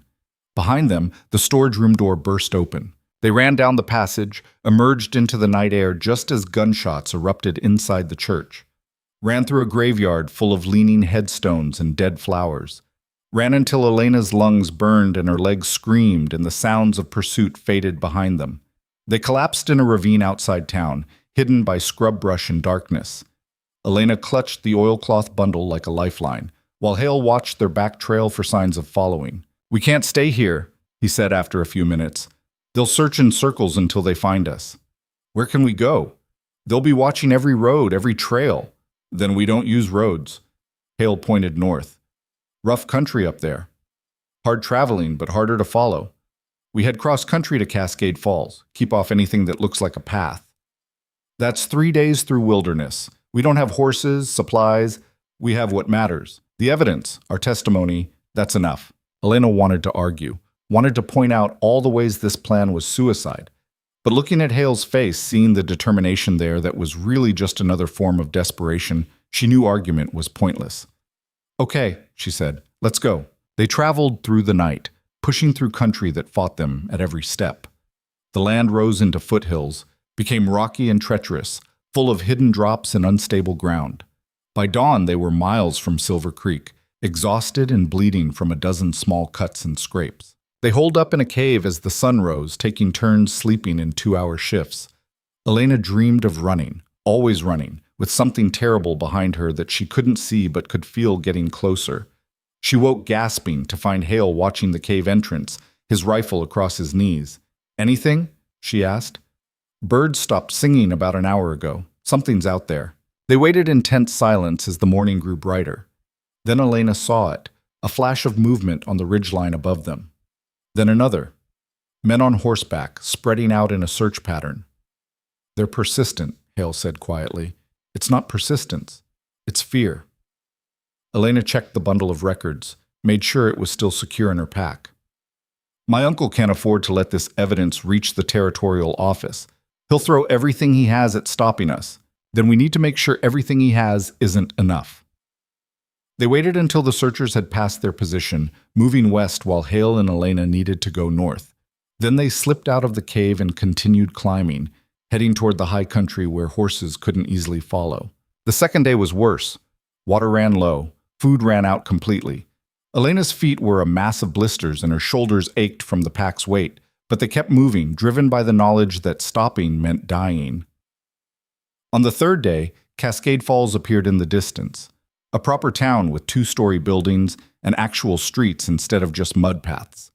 Smoke from dozens of chimneys created a haze over the valley. It looked like civilization. It looked like safety. It looked like a trap. "Kane will have sent word ahead," Elena said as they studied the town from a hillside. "He'll have people watching for us. Probably, but he can't watch everywhere. And we don't need to parade through the main street. We just need to reach the territorial office." They waited until evening, then descended into town as darkness fell, moved through alleys and side streets, staying to the shadows. The territorial office was a stone building near the center of town, imposing and official with a flag hanging from a pole out front. 2 men stood guard at the entrance, not marshals, military uniforms, actual federal authority. "This is it," Elena whispered. "Once we're inside, once we hand over the evidence, it's out of our hands." Hale nodded, then grabbed her arm, pulled her back into the shadows. Kane had just rounded the corner, flanked by 4 men including the bear and the nervous deputy. They walked with purpose toward the territorial office, clearly intending to intercept anyone who approached. "He's covering it," Elena said, her voice hollow. "He knew we'd come here. He's blocking our access." "Then we make him move." "How?" Hale's expression was grim. "By giving him what he wants, a confrontation, in front of witnesses." Elena stared at him. "That's insane. He'll arrest us or worse. Not if we do it right. Not if we force his hand in front of people who matter." Hale looked at the territorial office, at the guards, at the people moving through the evening streets. "Your uncle's power comes from operating in shadows, from controlling the local machinery. But this is federal territory. These soldiers don't answer to county sheriffs or crooked judges. If we can get the evidence to them, make enough noise that it can't be quietly buried, then Kane has to either let us go or reveal himself as corrupt in front of federal witnesses." Elena felt her heartbeat accelerate. "It's a gamble." "Everything's been a gamble since the day I claimed you were my wife." That startled a laugh out of her, short and slightly hysterical. "That was a terrible plan. Worked though, didn't it? Bought you time." "Yeah, time to make things worse. Or time to make them better. Depends on the next 5 minutes." Elena looked at the oilcloth bundle in her pack, thought about Sarah Brennan and the Hendersons and Anne Carlyle, thought about all the people her uncle had destroyed, all the lives ruined by corruption that had operated unchecked because nobody had been brave enough or crazy enough to challenge it. "Okay," she said, "let's make some noise." They walked out of the shadows together, into the lamplight of the main street, walked directly toward the territorial office where Kane stood waiting like he'd known they'd come. His smile was sharp as a knife. "End of the road." "Yeah," Hale agreed. "It is. Question is, whose end?" Then Elena stepped forward, raised her voice so it carried across the street, projecting like she'd learned doing theater in school a lifetime ago. "I'm Elena Voss, niece of Thomas Voss. I have evidence of systematic land fraud, bribery, and murder. These men, She pointed at Kane and his marshals, are trying to stop me from presenting it because they're complicit. I'm requesting federal protection and demanding an immediate hearing. People stopped, turned. The street wasn't crowded, but there were enough witnesses, shopkeepers closing for the night, soldiers from the garrison, a well-dressed woman who looked like she might be someone's wife. Enough eyes to make the moment public, undeniable. Kane's expression didn't change, but his jaw tightened. This woman is a fugitive. She's making false accusations to avoid prosecution. Then let the territorial governor decide, Elena shot back. Let me present my evidence in front of someone who isn't on my uncle's payroll, unless you're afraid of what I might prove. The guards at the territorial office had straightened, alert now. One of them stepped forward, an older officer with bars on his shoulders indicating rank. What's this about? He demanded. Criminal trying to evade justice, Kane said. Federal marshal trying to commit murder on behalf of a corrupt businessman, Elena countered. I have documents, testimony from multiple witnesses, proof of forged deeds and intimidation. All I'm asking is the chance to present it to someone with actual authority. The officer looked between them, clearly trying to assess the situation. This wasn't his job was guarding a building. But the accusation was serious enough that ignoring it would be its own kind of problem. You have evidence? He asked Elena. She pulled out the bundle, held it up. Records from a man who documented his own persecution before he was murdered. Combined with sworn testimony I've gathered. Kane moved fast, reaching for the bundle. Hale was faster, stepping between them, his hand on his revolver. Don't, Hale said quietly. The street went still. The officer's hand moved to his own weapon. The other soldiers were suddenly very alert, rifles not quite aimed, but ready. That evidence was stolen, Kane said. It's fruit of a crime, inadmissible. It was given freely by the daughter of the man who created it, Elena interrupted. Anne Carlyle, whose father disappeared after refusing to sell his land to Thomas Voss, just like John Brennan died after refusing, just like dozens of others. Big claims, the officer said. You got proof to back them? In this bundle. And I have witnesses ready to testify. Sarah Brennan, Marcus Henderson, and his daughter Mary. All willing to go on record about what Thomas Voss did to their families. The officer extended his hand. I'll take that evidence, hold it secure until the territorial governor can review it. Kane's face had gone pale. You're making a mistake. This woman is under federal protection as of now, the officer said, his voice hard. If she's a criminal, she'll be tried. But she'll be tried properly with due process, not disappeared in the wilderness. He looked at Kane directly. And if her allegations have merit, anyone who tried to interfere with her will answer for it. Elena handed over this bundle, felt its weight leave her hands, felt the transfer of responsibility. It wasn't over. The evidence still had to be reviewed, witnesses still had to testify, her uncle still had money and influence to fight back with. But it was something. It was the first step toward justice that didn't depend on corrupt local officials or men with badges who answered to money instead of law. Kane stood frozen, calculation playing across his face. Then, without another word, he turned and walked away, his men following. But Elena saw his hand move, saw him signal something to the nervous deputy, and she knew, with absolute certainty, that this wasn't over. Not even close. The federal garrison provided them with a room that was small but secure, with an actual lock on the door and guards stationed outside. Elena sat on the edge of a narrow bed, feeling the adrenaline drain from her body like water from a cracked bucket, leaving behind exhaustion so profound she could barely keep her eyes open. Hale stood at the window, watching the street below with the kind of vigilance that never really switched off.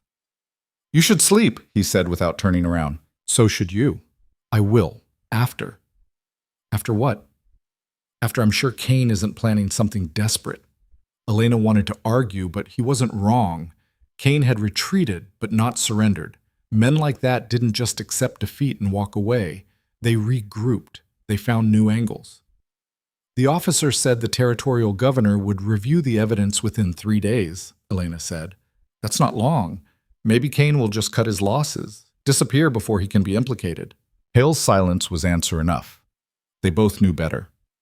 Elena lay back on the bed, not bothering to remove her boots. Sleep pulled at her like a riptide, and she was too tired to fight it. Her last conscious thought was of the bundle of records, now in federal hands, and whether it would be enough.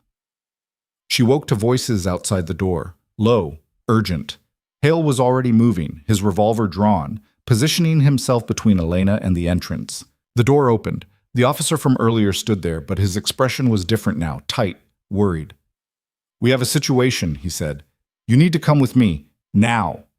They followed him through corridors lit by oil lamps, downstairs, into a room that was clearly set up for official business. A long table, chairs, maps on the walls. And standing at the far end, looking exhausted and furious, was a man Elena had only seen in newspaper sketches, Territorial Governor Arthur Brennan. No relation to Sarah, based on the name, but his reputation preceded him, honest to a fault, incorruptible, the kind of politician who'd made enemies by actually trying to do his job. "Miss Voss," he said without preamble. "Or should I say Mrs. Hale?" Elena's stomach dropped. "Governor? I've spent the last 6 hours reviewing the evidence you submitted. Carlisle's records, cross-referenced with testimony from witnesses my people tracked down and interviewed immediately." He paused. "It's damning. Systematic fraud on a scale I frankly didn't think possible in this territory." Relief and fear hit Elena simultaneously. "So you'll prosecute?" "I will, but there's a complication." Brennan gestured to the officer. "Captain Morris, tell them." Morris cleared his throat. "About 2 hours ago, we received word that a large group of armed men is heading toward Cascade Falls, 20, maybe 30 riders. They'll arrive by dawn." "My uncle," Elena said flatly. "Most likely, and accompanying them, according to our scout, are 3 federal marshals, including Deputy Marshal Kane." Brennan's expression was grim. "They're coming to, quote, retrieve a dangerous fugitive and restore order." Hale's jaw tightened. "They're coming to destroy the evidence and everyone who knows about it." "That's my assessment as well, which puts us in a difficult position. Technically, federal marshals have authority here. I can't simply refuse them entry or access." "Even when they're corrupt?" Elena demanded. "I can suspect they're corrupt. I can believe they're corrupt based on the evidence in front of me. But until a judge rules on it, they still carry legal authority." Brennan leaned against the table. "However, I can ensure that anything that happens occurs in front of witnesses, public witnesses, which is why I'm convening an emergency tribunal at dawn in the town square where everyone can see and hear." "A tribunal?" Elena's mind raced. "Like a hearing? More formal than a hearing, less formal than a trial. I'll present the evidence. You and the other witnesses will testify. Your uncle and his people will have the opportunity to defend themselves, and the entire town will watch." Brennan's eyes were hard. "Kane wants to handle this quietly, make you disappear. We're going to do the exact opposite. We're going to make it so loud and so public that even he can't justify violence without revealing himself." "He might not care about revealing himself," Hale said. "Not if he's desperate enough." "Then we'll be ready. Captain Morris has assembled every soldier in the garrison. If Voss's men try anything, they'll find themselves facing trained troops, not scared homesteaders." Elena wanted to feel relieved, wanted to believe this was the answer, but something nagged at her, some instinct born from weeks of running and fighting. "My uncle doesn't do anything without a backup plan," she said slowly. "If he's riding here personally with 30 men, it's not just to intimidate. He has something else planned." Brennan considered that. "What would you do in his position?" Elena thought about her uncle, about the man she'd worked for before she knew what he really was. Methodical, strategic, never making a move without ensuring he controlled the outcome. "He'd try to discredit the evidence," she said. "Claim the records were forged, that the witnesses are lying or mistaken. He'd use his lawyers to create reasonable doubt." "That's expected. The evidence is strong enough to counter those claims." "But is it strong enough if the person reviewing it is already bought?" Elena looked at Brennan directly. "Governor, with all respect, how do you know everyone in your office is clean? How do you know Voss hasn't already planted someone close to you who will make sure key documents disappear or testimony gets altered?" The question landed like a stone.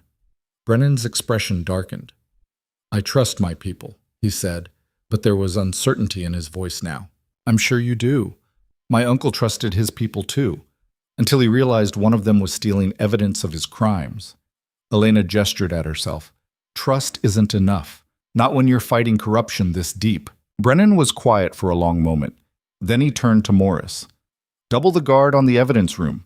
No one goes in or out without my direct authorization, and I want the documents copied, multiple sets, distributed to different locations. If someone tries to destroy the originals, we'll have backups. Sir? Morris saluted and left. Brennan looked back at Elena and Hale. You've made enemies of powerful people. You understand that doesn't end even if we win tomorrow? We understand, Hale said. Your marriage, the false one. I could charge you with fraud, obstruction, making false statements to federal officers. Elena's breath caught. She'd been so focused on her uncle, on Kane, she hadn't considered that their lie might have legal consequences beyond just buying time. But I'm not going to, Brennan continued, because frankly, that lie probably saved your life. And more importantly, it brought me evidence of corruption I might never have discovered otherwise. He paused. However, for the tribunal to work, for your testimony to carry weight, we need to address it, publicly. No more deception. You want us to admit we lied, Elena said. I want you to tell the truth. All of it. Your uncle's crimes, your flight, Hale's decision to help you. Let people see the desperation that drove you to that choice. It'll humanize you, make your testimony more credible, not less. Hale and Elena exchanged a glance. The truth meant exposing everything. His past as a deputy marshal, the shooting, the reasons he'd been hiding. It meant vulnerability in front of a crowd that might not be sympathetic. Okay, Elena said. We'll tell the truth. All of it? Hale nodded slowly. All of it. Good. Get some rest. Dawn comes early and you're going to need to be sharp. Brennan moved toward the door, then stopped. For what it's worth, what you've done, gathering this evidence, standing up to corruption, even when it meant risking everything, that takes courage most people don't have. Whatever happens tomorrow, you should know that. After he left, Elena and Hale returned to their room. Sleep seemed impossible now, with dawn approaching and the weight of what was coming pressing down. You don't have to do this, Elena said quietly. Tell everyone about your past. You could leave right now, disappear before they connect Rowan Hale to whoever you were before. No, Hale said. I couldn't. Why not? This isn't your fight. You don't owe me anything. Hale turned from the window, met her eyes. You're wrong. I owe you everything. You gave me a reason to stop hiding, to actually stand for something instead of just existing. He paused. I spent 2 years in that cabin telling myself I was safe because I was invisible. But I wasn't safe. I was just dead in a different way. You changed that. Elena felt something shift in her chest, some emotion she didn't have a name for. We might lose tomorrow. Voss might have enough influence to make this all go away. Then we lose. But at least we fought. The simplicity of it was almost painful. At least we fought. As if that was enough, as if trying mattered even when the outcome was uncertain. Maybe it did. Dawn came cold and gray, the sky threatening rain that held off out of spite. The town square had been transformed overnight. A raised platform erected in the center, chairs arranged in rows, soldiers positioned at every exit. People were already gathering, drawn by the promise of spectacle, or maybe just the instinct that something important was happening. Elena stood at the edge of the square, watching the crowd grow. Shopkeepers and ranchers, women with children, old men who'd seen everything, and young ones who thought they had. Faces curious, suspicious, hungry for drama. And riding into town from the east, a column of horsemen. Her uncle at the front, immaculate in a tailored suit that probably cost more than most of these people made in a year. Beside him, lawyers with expensive cases. Behind him, armed men who might be ranch hands or might be hired guns, hard to tell the difference. Kane was there too, flanking the group with his marshals, his expression unreadable. They dismounted in front of the territorial office. Thomas Voss moved with the confidence of a man who'd never lost a fight that mattered, who believed power was something you accumulated and wielded like a weapon. He saw Elena across the square, smiled. It was the smile that did it, the certainty in it, the assumption that this was all theater and he'd already won. Elena felt something harden in her chest, crystallize into determination that was beyond fear or doubt. Governor Brennan appeared on the platform, dressed in formal attire, looking every inch the official authority he represented. His voice carried across the square. This tribunal is now in session. We're here to review allegations of land fraud, corruption, and murder spanning multiple years and affecting dozens of families across this territory. He paused. The evidence will be presented publicly. All testimony will be given under oath, and the proceedings will be recorded for submission to federal prosecutors. Thomas Voss stepped forward, his lawyers beside him. Governor, this is highly irregular. My client hasn't been formally charged with any crime. This proceeding has no legal standing. Your client stands accused of systematic criminal activity by multiple witnesses with documentary evidence to support their claims. This tribunal will determine whether formal charges are warranted. Brennan's voice was steel. Unless you're refusing to participate, that's your right, though I imagine it would look suspicious. Voss's smile didn't waver, but his eyes went cold. We'll participate, and we'll demonstrate that these allegations are baseless attacks orchestrated by a disturbed young woman with a grudge. Then let's begin. Brennan gestured to Elena. Miss Voss, please take the stand. Elena climbed onto the platform, acutely aware of every eye on her. The crowd had grown to hundreds, half the town, maybe more. She'd never spoken in front of this many people, never had to carry the weight of testimony that might change everything or nothing depending on how convincing she was. Brennan administered the oath. Elena swore to tell the truth, feeling the irony of it after weeks of living a lie. Tell us how this began, Brennan said. So she did. Started with working in her uncle's office, the gradually mounting evidence she couldn't ignore. The forged deeds, the bribed officials, the pattern of families losing everything to legal manipulations they couldn't fight. She spoke about finding the records, about the decision to expose him, about the men who came to kill her. Why should we believe you? One of Voss's lawyers interrupted. You're a bitter niece making accusations against a respected businessman. You have every reason to lie. I have documentation, Elena said, records kept by victims before they died or disappeared, physical evidence of forged signatures, dates that don't match official filings, and I have witnesses. Witnesses with their own grudges, failures looking for someone to blame for their own inadequacies. Elena felt anger spike, but kept her voice level. Families who lost their homes aren't failures. They're victims. There's a difference.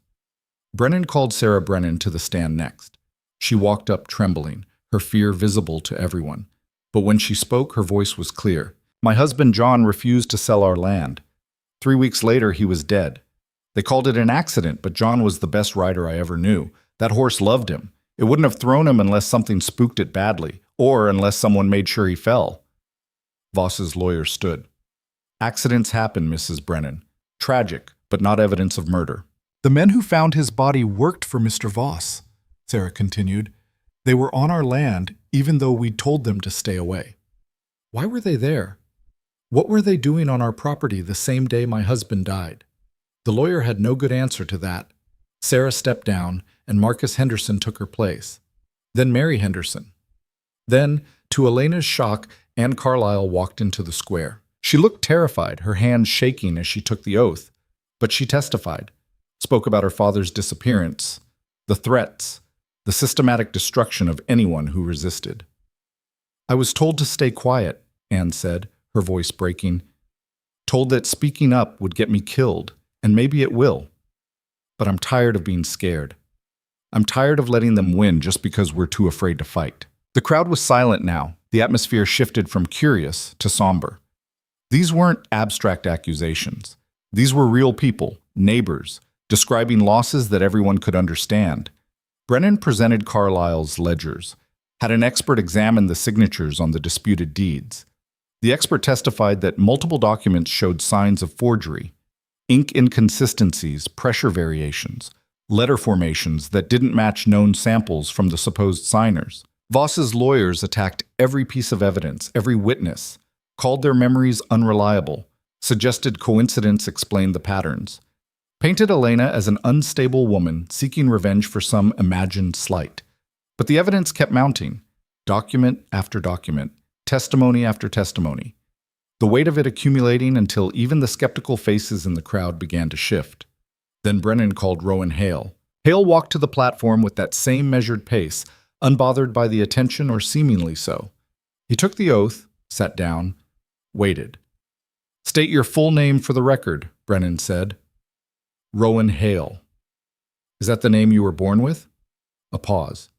The crowd leaned forward. No, Hale said. I was born Daniel Rowan. Changed my name 4 years ago after I left the Marshal Service. Murmurs rippled through the square. Brennan let them settle before continuing. Why did you leave?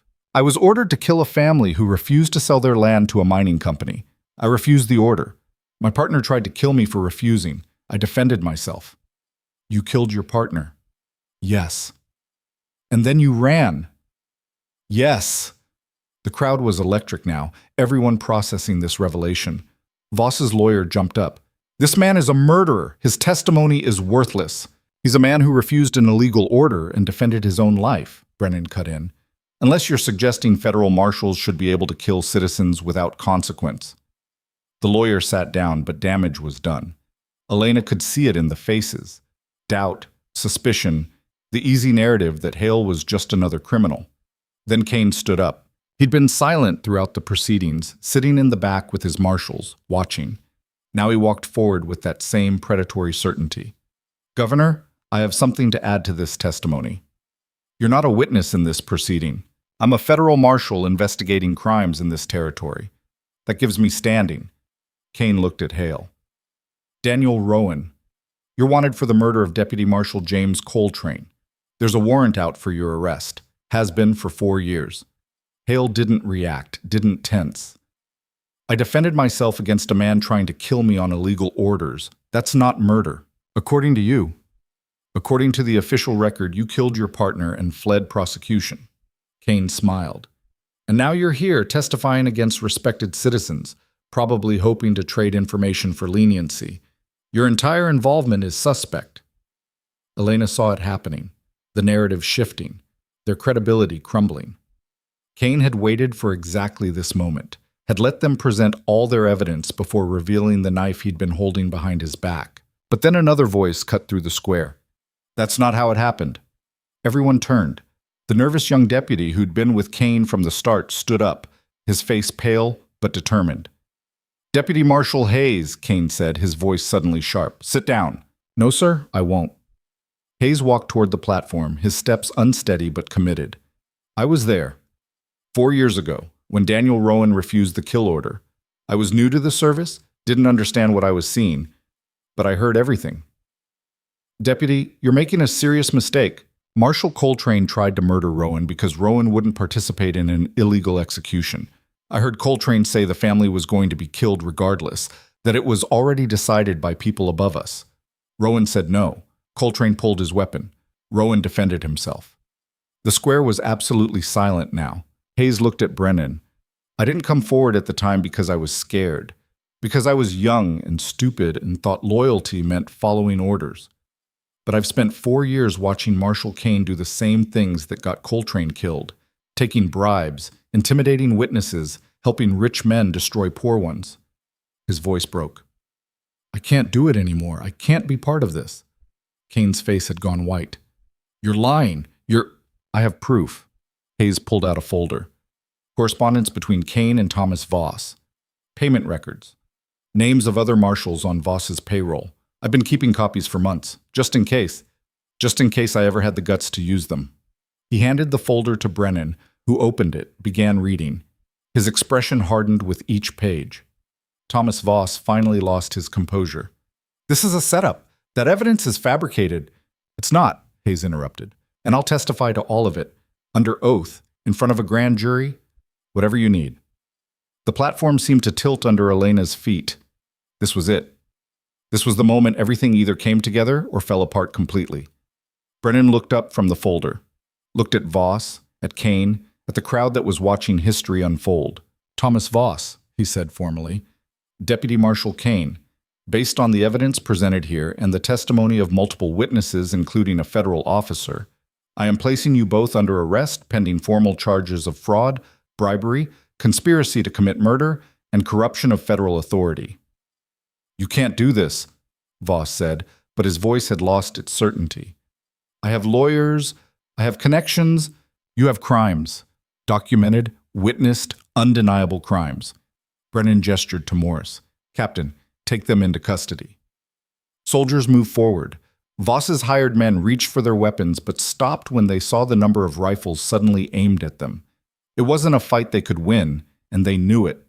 Kane looked at Elena as soldiers grabbed his arms. His expression was pure hate, pure promise of vengeance if he ever got the chance. But he wouldn't. The evidence was too strong, the witnesses too numerous, the corruption too exposed to be buried now. Elena watched her uncle being led away in chains, this man who'd seemed untouchable, who destroyed lives with casual indifference. He looked smaller somehow, just a man, just a criminal finally facing consequences. The crowd erupted, some cheering, some stunned, some arguing about what they'd just witnessed. Brennan called for order, announced that formal proceedings would continue, that everyone implicated would face justice. But Elena barely heard it. She was looking at Hale, who'd also been watching Voss's arrest with an expression she couldn't quite read. "It's over," she said quietly. "Not quite. There'll be trials, testimony, probably months of legal proceedings. But the main thing, the corruption, it's exposed. It can't hide anymore." Hale nodded slowly. "Yeah, it is."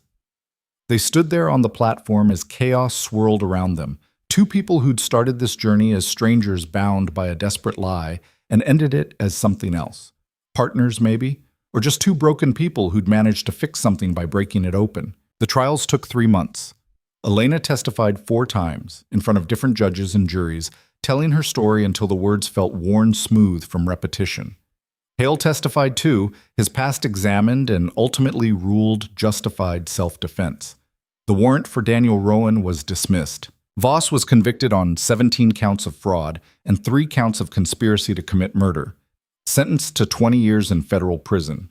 His empire was dismantled, the stolen lands returned to their rightful owners, or sold at auction with proceeds going to the victims.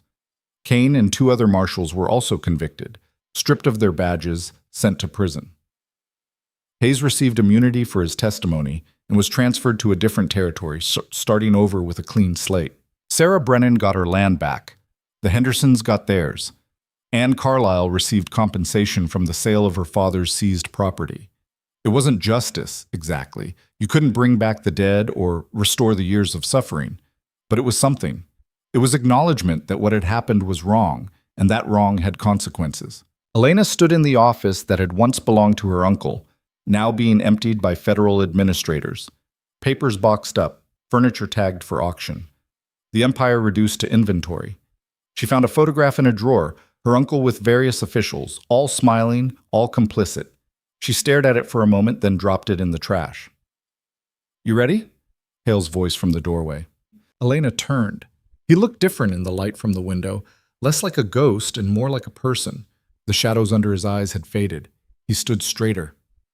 "Where are we going?" she asked. "I was thinking maybe Silver Creek.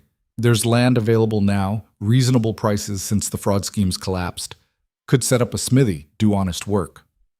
"We?" Hale's expression was carefully neutral. "Well, we're married, legally now, after all that testimony made it official." Seemed like a waste to end the arrangement just when it became real. Elena felt something warm spread through her chest. During the trials, in between testimony and evidence review, they'd actually gotten married. Quietly, in a judge's office, making the lie true. Not because they had to anymore, but because somewhere along the way it had stopped feeling like pretending. "A smithy in Silver Creek," she said. "That's your plan?" "Part of it. Figured you might have ideas for the other parts. You're good with organization, documentation, could be useful in all kinds of businesses. I was thinking maybe something involving land rights, helping people who get caught in legal tangles navigate the system." "That works too." Hale paused. "Or we could do something completely different. Point is, we get to choose now. No one hunting us. No one pulling strings behind the scenes. Freedom. That's what he was offering. Not freedom from responsibility or difficulty. Life would still be hard, probably harder in some ways. But freedom to build something honest, something chosen. "Okay," Elena said. "Silver Creek, a smithy, and maybe an office. A life." "A life," Hale agreed. They walked out of the office together, leaving behind the evidence of corruption and the weight of the past. The street outside was full of normal people doing normal things, shopping, talking, living, no one running, no one hiding. Elena had spent weeks believing that survival meant staying ahead of the danger, that safety was something you found by being invisible. But standing here now, with Hale beside her, and the future uncertain but theirs to shape, She understood differently. Safety wasn't about being invisible. It was about being willing to stand in the light, to be seen, to fight for the right to exist without fear. And justice wasn't some abstract concept that happened to other people. It was something you built, piece by piece, testimony by testimony, even when the odds were terrible and the cost was high. Because the alternative was letting corrupt men define what was possible. Was accepting that power always won, that ordinary people couldn't fight back, that silence was survival. And Elena had learned in the hardest way possible that silence was just another kind of death. They rode out of Cascade Falls on horses that actually belonged to them now, purchased with money from Brennan's victim compensation fund. The sky was that impossible blue that only happened in autumn, and the road ahead was clear. Behind them, a town was learning to function without corruption greasing every wheel. Families were reclaiming their land. Officials were being replaced by people who actually believed in law instead of just profit. It wouldn't last perfectly. Human nature being what it was, new corruption would eventually find new cracks to seep through. But for now, for this moment, something had changed. The machine had been broken and rebuilt, and maybe that was enough. Hale looked over at her as they rode. You ever regret it? Running into that general store? Elena thought about it honestly, about the fear and the running, and the night sleeping with one eye open, about Sarah Brennan's grief and the Hendersons' loss and all the pain that had led to this moment. No, she said. I regret what my uncle did. I regret not seeing it sooner, but running into that store, making you part of this, that I don't regret. Even though I lied to federal marshals and made your life more complicated? Especially because of that. Elena smiled. You gave me a chance when I was out of chances. That counts for something. Yeah, Hale said quietly. It does. They rode on toward Silver Creek, toward a future that was uncertain but honest, built on choices instead of desperation. And if the road ahead had difficulties, and it would, because roads always did, at least they'd face them standing upright instead of running. At least they'd chosen to fight. The story that began with a lie in a general store ended with truth in a town square. The woman who'd stumbled through the mud bleeding and desperate was now riding toward a new life, with her head up and her fear transformed into something harder and more useful. And the blacksmith who'd hidden for 2 years pretending to be dead had learned that being alive meant more than just breathing. It meant standing for something, even when standing was dangerous. It meant taking the risk of being seen. Red Hollow would tell stories about them for years. The desperate fugitive and the silent blacksmith, the lie that became truth, the corruption exposed by people who had every reason to stay quiet but chose noise instead. Some would remember them as heroes, others as troublemakers who disrupted a functioning system. Most would probably forget them entirely, the way history forgets most people who try to change things. But Elena didn't care about being remembered. She cared about the families who got their land back, about Sarah Brennan sleeping without nightmares, about Anne Carlisle no longer having to hide her father's records out of fear. She cared that they'd tried, that they'd fought, that when faced with the choice between safe silence and dangerous truth, they'd chosen truth. And maybe that was the real lesson buried in all of this. Not that good always wins, or that justice is inevitable, or that one person can change the world. But that one person can choose to try. Can choose to stand up even when the odds are terrible. Can choose to believe that fighting matters, even if the fight is small and the victory incomplete. Because the alternative was accepting that corruption was just how things worked, that powerful men could destroy lives without consequence, that ordinary people had no recourse but to endure. And Elena Hale, had decided that wasn't acceptable. So she'd fought, with testimony and evidence and witnesses who were just as scared as she was but chose courage anyway, with the help of a man who'd been hiding from his own past until she gave him a reason to stop. They hadn't fixed everything. Probably hadn't even fixed most things, but they'd fixed something, had proven that corruption could be challenged, that silence could be broken, that fear didn't have to win. And as they rode into the afternoon sun toward whatever came next, that was enough. It had to be. Because if fighting back, even imperfectly, even with uncertain outcomes, wasn't enough, then what was the point of any of it? Silver Creek appeared on the horizon, a cluster of buildings nestled in a valley that looked almost peaceful. A place to start over. A place to build something honest. Elena reached over, took Hale's hand. He looked surprised for a moment, then squeezed back. "Thank you," she said. "For everything. For the lie that saved my life, for standing with me when you didn't have to." "You gave me my life back," Hale replied. "Fair trade." They rode into town together, two people who'd survived something terrible and come out the other side changed but whole. The future was uncertain, full of work and difficulty and the normal struggles of building a life. But it was theirs, chosen, not imposed, honest, not corrupt, and that made all the difference.